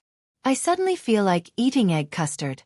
Jiang Pengji said coldly, I'm not good at cooking. In fact, Lu Lanting's current body did not even know where the kitchen was. Jiang Pengji was used to eating all kinds of nutrient solutions.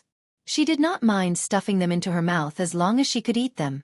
Survival was the most important thing. As for the only thing that was related to cooking, it was barbecue. In that case, I'll cook for Lanting. Let's have a good drink together. Their relationship was strong. The topic was a little sensitive, and the atmosphere was tense. They needed to ease up. Lu Shi was not the only one who thought so. Jiang Pengji agreed. It was just that. Drinking wine while drinking egg custard, that was really too much. Besides, Lu Lanting's body was still that of an underage girl. Was it really okay to drink? It turned out that she was thinking too much. Lu Shi said he was going to cook, but he only knew how to make egg custard because the steps were simple. As for drinking, he only knew how to make pear blossom wine. The alcohol content was so low that Jiang Pengji could drink more than 10 jars without getting drunk. After only a few cups, Lu Shi's cheeks were already tinged with a slightly tipsy red. She looked down at the wine cup and then at Lu Shi. How could he get drunk? She didn't know that because Gu Min believed that alcohol could damage the liver, Lu Shi had isolated himself from alcohol and tobacco since he was a child. Before he turned 20, he would only drink wine on his wedding night.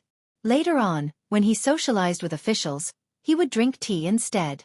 Now that Gu Min was gone, he would occasionally drink a few cups. A person's tolerance for alcohol depended on both talent and training. Lu Shi didn't have the talent, nor did he train. His body wasn't in good shape, and he was exhausted by the affairs of Hu County a few years ago. Even a few cups of low-alcohol pear blossom wine would make him slightly tipsy. As the saying went, it wasn't the wine that intoxicated him, but the wine that intoxicated him. Lu Shi deliberately wanted to get drunk, and no one could stop him. After drinking a few more cups, he was already a little dizzy. His eyes were a little red from being drunk, and his eyes were a little red. He and Jiang Pengji sat on the veranda in the courtyard. Your mother loved the pear trees in the courtyard. She often took care of them. The pear wine of the Lu residence became a must-have for guests. Once upon a time, there was a swing under this tree. Your eldest brother was once in her arms, sitting on the swing and laughing happily. Even though the meaning of the pear tree was not good, Gu Min liked it. Lu Shi took advantage of the fact that he was slightly tipsy and supported his forehead with his hand. Hot tears rolled down his cheeks. He passed away when he was only 2 years old. Your mother's body was weak, and I didn't want her to have multiple pregnancies, lest it hurt her body and her mind. After that, I raised her for 4 years before I had you and your second brother. Who knew that he would drown in a pond when he was 4 years old? Ever since you were born, your mother did everything herself. She taught you not to talk to strangers, not to go to the water, and even to avoid the rocks. She was so careful, but she still fell into her trap. Lu Shi's eyes were filled with hatred and murderous intent as he spoke of the past. Lanting, this woman in the backyard looks charming, but she's even more venomous than a snake or scorpion. Her ruthlessness is breathtaking. Jiang Pengji sipped her wine as she analyzed all the information she had gathered so far. Both of Lu Lanting's brothers were killed by the woman in the backyard. Lu Shi knew who the woman was, but he couldn't take revenge on her. He was even restrained by her, so he had to be careful. Then, what was the motive for harming people? Could it be that she liked Lu Shi and killed his child out of jealousy? Jiang Pengji secretly glanced at Lu Shi. He was handsome, and even middle-aged, he still looked elegant. He was even more mature and charming than the hairless kids. If it was a crime of passion, wouldn't it have been better to kill Gu Min? Gu Min, on the other hand, died of illness due to exhaustion. Lu Shi was slightly drunk. He squinted his eyes and looked very drunk. How can my daughter be like those mediocre women, practicing in a man's backyard? Jiang Pengji listened quietly. She didn't want to argue with a drunkard. She should be practicing with those men. Jiang Pengji almost choked on her wine and spat it out. Cheap father. Have you forgotten your gender? Encouraging their daughter to kill her male compatriots like this. Was there still any love for her compatriots? Feng Huaiyu is beautiful, but he is old-fashioned and vicious. He has beautiful wives and concubines at home, but he is not a good match. Jiang Pengji squinted at him. According to her observation, Feng Jin was just a chick. He had never taken a girl for a plunger. How could he have beautiful wives and concubines? Su Xiaoyu is beautiful, but he is rebellious and not easy to tame. He is an ingrate and not a good match. Jiang Pengji didn't understand. What did their character have to do with beauty? Shouldn't he reflect on himself when he's so obsessed with looks? She waited for Lu Shi to continue his drunken rampage, but he paused and turned his head to stare at Jiang Pengji. His eyes seemed to be shining. His movement was very sudden. If she was a timid person, she might have burst into tears and been scared out of her wits. Lu Shi was tipsy. Lanting, what do you think of Cheng Yumo from Langia? Although he is a few years older than you, he is gentle and cautious. Who is Cheng Yumo? She was a little suspicious, but according to the characteristics of Feng Jin and Su Ku, Cheng Yumo was probably young and handsome. Not interested. Never heard of him. Then, what about Han Wenbin from Langia? She is young and beautiful, and her heart is exquisite. She carries herself with awe-inspiring righteousness. Is this cheap father trying to be a pimp? Thinking about what Lu Shi had said, Jiang Pengji couldn't help but sympathize with the youths who were targeted by him. Lu Shi sighed and said regretfully, "Why doesn't Lanting like it?" Probably because they are not beautiful enough. Although she hadn't seen them before, they were all men. Their looks were definitely not good enough for her. She was obsessed with looks. It seemed that Lu Shi was also obsessed with looks, but she was more picky about it. The pupil had surpassed the master. Beautiful? Lu Shi tilted his head and thought for a long time. Many names floated in his muddled brain. Ever since he had his daughter, he had been thinking about marrying into the family. His daughter could not get married anyway. Not even a chance. No windows.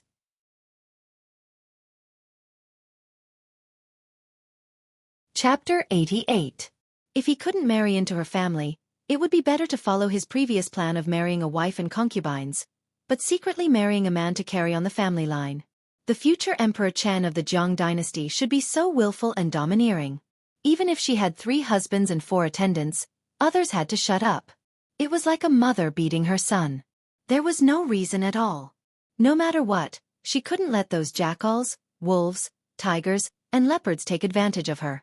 Therefore, Lu Shi continued to recommend her with all his might, trying to get her to accept his recommendation. Beautiful? I have a candidate. How about Langia's Wei Zixiao? He was born with a romantic charm and looks like a beautiful woman. He is the immortal Gu Shi. Lu Shi raised his eyebrows at Jiang Pengji. His action seemed frivolous and meaningful, as if all men knew. If it had been someone else who made that gesture and gaze, a perverted expression would have appeared on their faces. However, it was Lu Shi. It had to be said that this was a world where looks mattered the most. When he made that gesture, it had a sense of elegance that made people's hearts sway. Jiang Pengji was embarrassed. She smiled and said, "Why are they all from Langia?" It made all the men in the world, except for those from Langia, look like they were dead. It seemed that her father was really drunk. It is said that Hejian County attracts all the beauties in the world, and Longhuan gathers the literary talents of the human world. Most of the noble ladies in Hejian County are from noble families. They are famous for their beauty and are praised in history books. Langia and Ganning County are full of wise counselors and ministers. They are the places where literary talents gather. Dongqing is the weakest of the 5 countries, but the other 4 countries see it as a thorn in their side. Isn't it because the 3 counties have many talented people? Lu Shi clapped his hands and laughed. Only those outstanding men are worthy of my son's beauty. Didn't Amin say that 2 smart and outstanding people will give birth to even more outstanding offspring? Jiang Pengji smiled and did not say anything. She poured wine and sipped on it. Not long after, Lu Shi, who was sitting on the other side of the table, breathed smoothly and fell asleep. The pear blossoms in the courtyard fell with the night wind, and some naughtily fell into his hair. Sigh, I'm already drunk.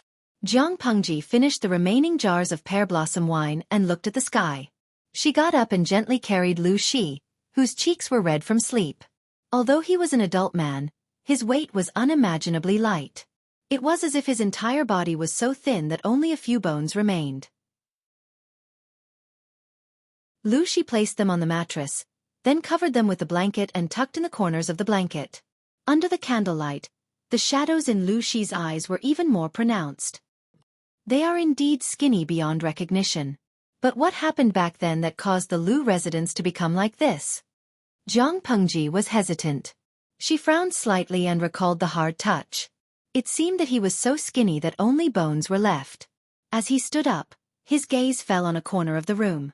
Is that Gu Min's memorial tablet? She paused for a moment and then left Lu Shi's room. She closed the door and made sure that the night wind couldn't get in. She pulled the heavy cloak around her body and chose the shortest path to her courtyard. It was right across the inner garden of the Lu residence. There were lanterns hanging in the corridor. Although the illumination wasn't high, it wasn't enough to cause a fall. She even met a group of guards who were patrolling the night. There were 5 guards in a group. When they saw Zhang Pengji, they all stopped and saluted. Okay. She responded and then returned to her courtyard without looking back. This Lu residence isn't small, but it's hiding a lot of secrets. The water is deep. The corner of Zhang Pengji's lips curled up. In the darkness, there seemed to be a glimmer of light in her dark eyes. The next day, Lu Shi held his swollen and groggy head and lifted the blankets on his body. He sighed in his heart that his body was becoming more and more useless. A few glasses of pear blossom wine could make him faint. He couldn't remember how he had returned to his bedroom from the corridor the night before. He had just gotten up when the maid outside the room, who had heard the noise, asked gently, "Master, are you awake?" "Yes, I'm awake." Lu Shi lay back down and waited for his swollen head to get used to it before he sat up straight. He tidied up his appearance and made sure there was nothing wrong with him before he called for the maid who had been waiting outside the room. He had been married to Gu Min for a few years. It wasn't a long time, but they had been childhood sweethearts. Many of his habits had been influenced by her words and actions since he was a child. For example, for some of the more intimate and physical tasks, he would usually do it himself if he could. The maid entered the room in a line. Lu Shi took the handkerchief with a cold expression and washed his face with warm water. His muddled mind was completely sober. He didn't drink much. After another night, the smell of alcohol on him was almost non-existent. He put on his specially fumigated clothes, and the fragrance lingered around him. Unless it was Zhang Pengji with a sharp nose, no one would be able to tell if he had alcohol on his clothes. Dressed neatly, Lu Shi looked at the sky outside and silently estimated the time. Did Lanting come this morning? He had slept until the afternoon. No wonder his head hurt so much when he woke up. Drinking too much water would make one tired. Second Lang Jun came to pay his respects this morning, but he didn't let us disturb you when he saw you were sleeping soundly. Lu Shi was silent. Some scenes flashed through his mind. His face turned pale, and he held back the urge to touch his forehead. His image as a noble father. Wasn't it all gone now? The maid lowered her head. She didn't dare to look above Lu Shi's chest. She kept a safe distance from him, so she didn't see Lu Shi's conflicted expression. He looked like he was smiling, but he wasn't. He looked like he was crying, but he wasn't. In other families, this kind of personal maid who served the master of the house would most likely be taken in when the mistress was unwell. Even if she didn't have a proper title, her status would definitely be different from that of an ordinary maid. It could be said that she had flown up the branches and turned into a phoenix. But this rule didn't apply to the Lu family. At least, it didn't work on Lu Shi. The elders in the house all knew that. You can leave. I need some time alone. He really needed some time alone. Being carried by his young daughter like a princess, he felt that his image as a father had collapsed. When the maid left and the door was closed, Lu Shi mumbled to himself in front of his wife's memorial tablet. Is this the Qi attack that you mentioned, Amin? Outside the house, a few maids quietly left. One of them was beautiful and lively. She had been bought into the Lu family for less than half a year, but she was already full of vitality. Sister Tong, the master has been back for a few days. Why hasn't he gone to the backyard? The maidservant who was addressed as Sister Tong was an elder in the Lu residence. She was also a first-class maidservant who served Lu Shi. She was only in her early 20s, but she always wore a straight face. She wore no makeup, and she looked gloomy to everyone. The color of her clothes was also dark and gloomy.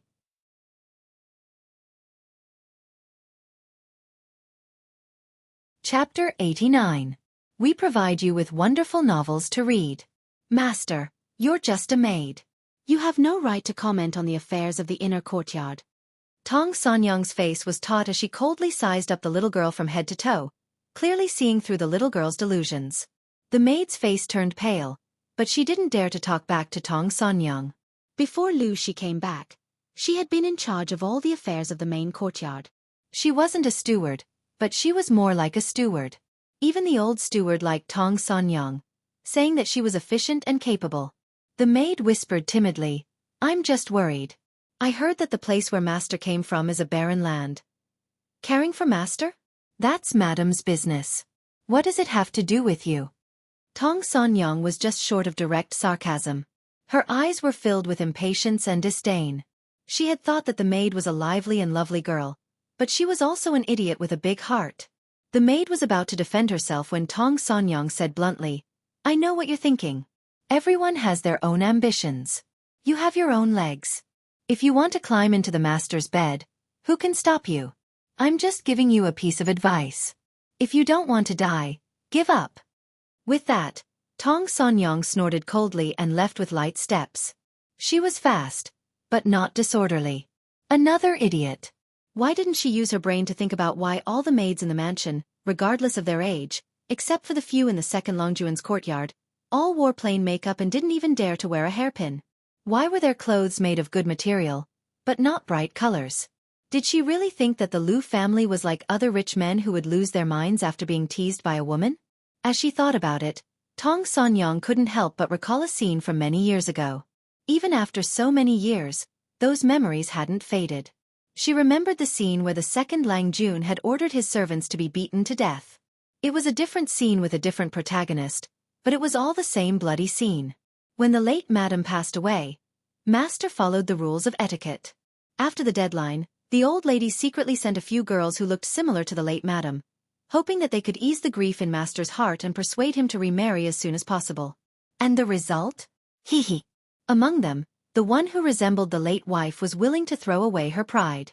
She took off all her clothes and wrapped herself in a thin quilt to seduce him. She even reached out to second Lang Jun, which caused second Lang Jun, who was already weak, to fall ill and almost die. What happened to the maid in the end?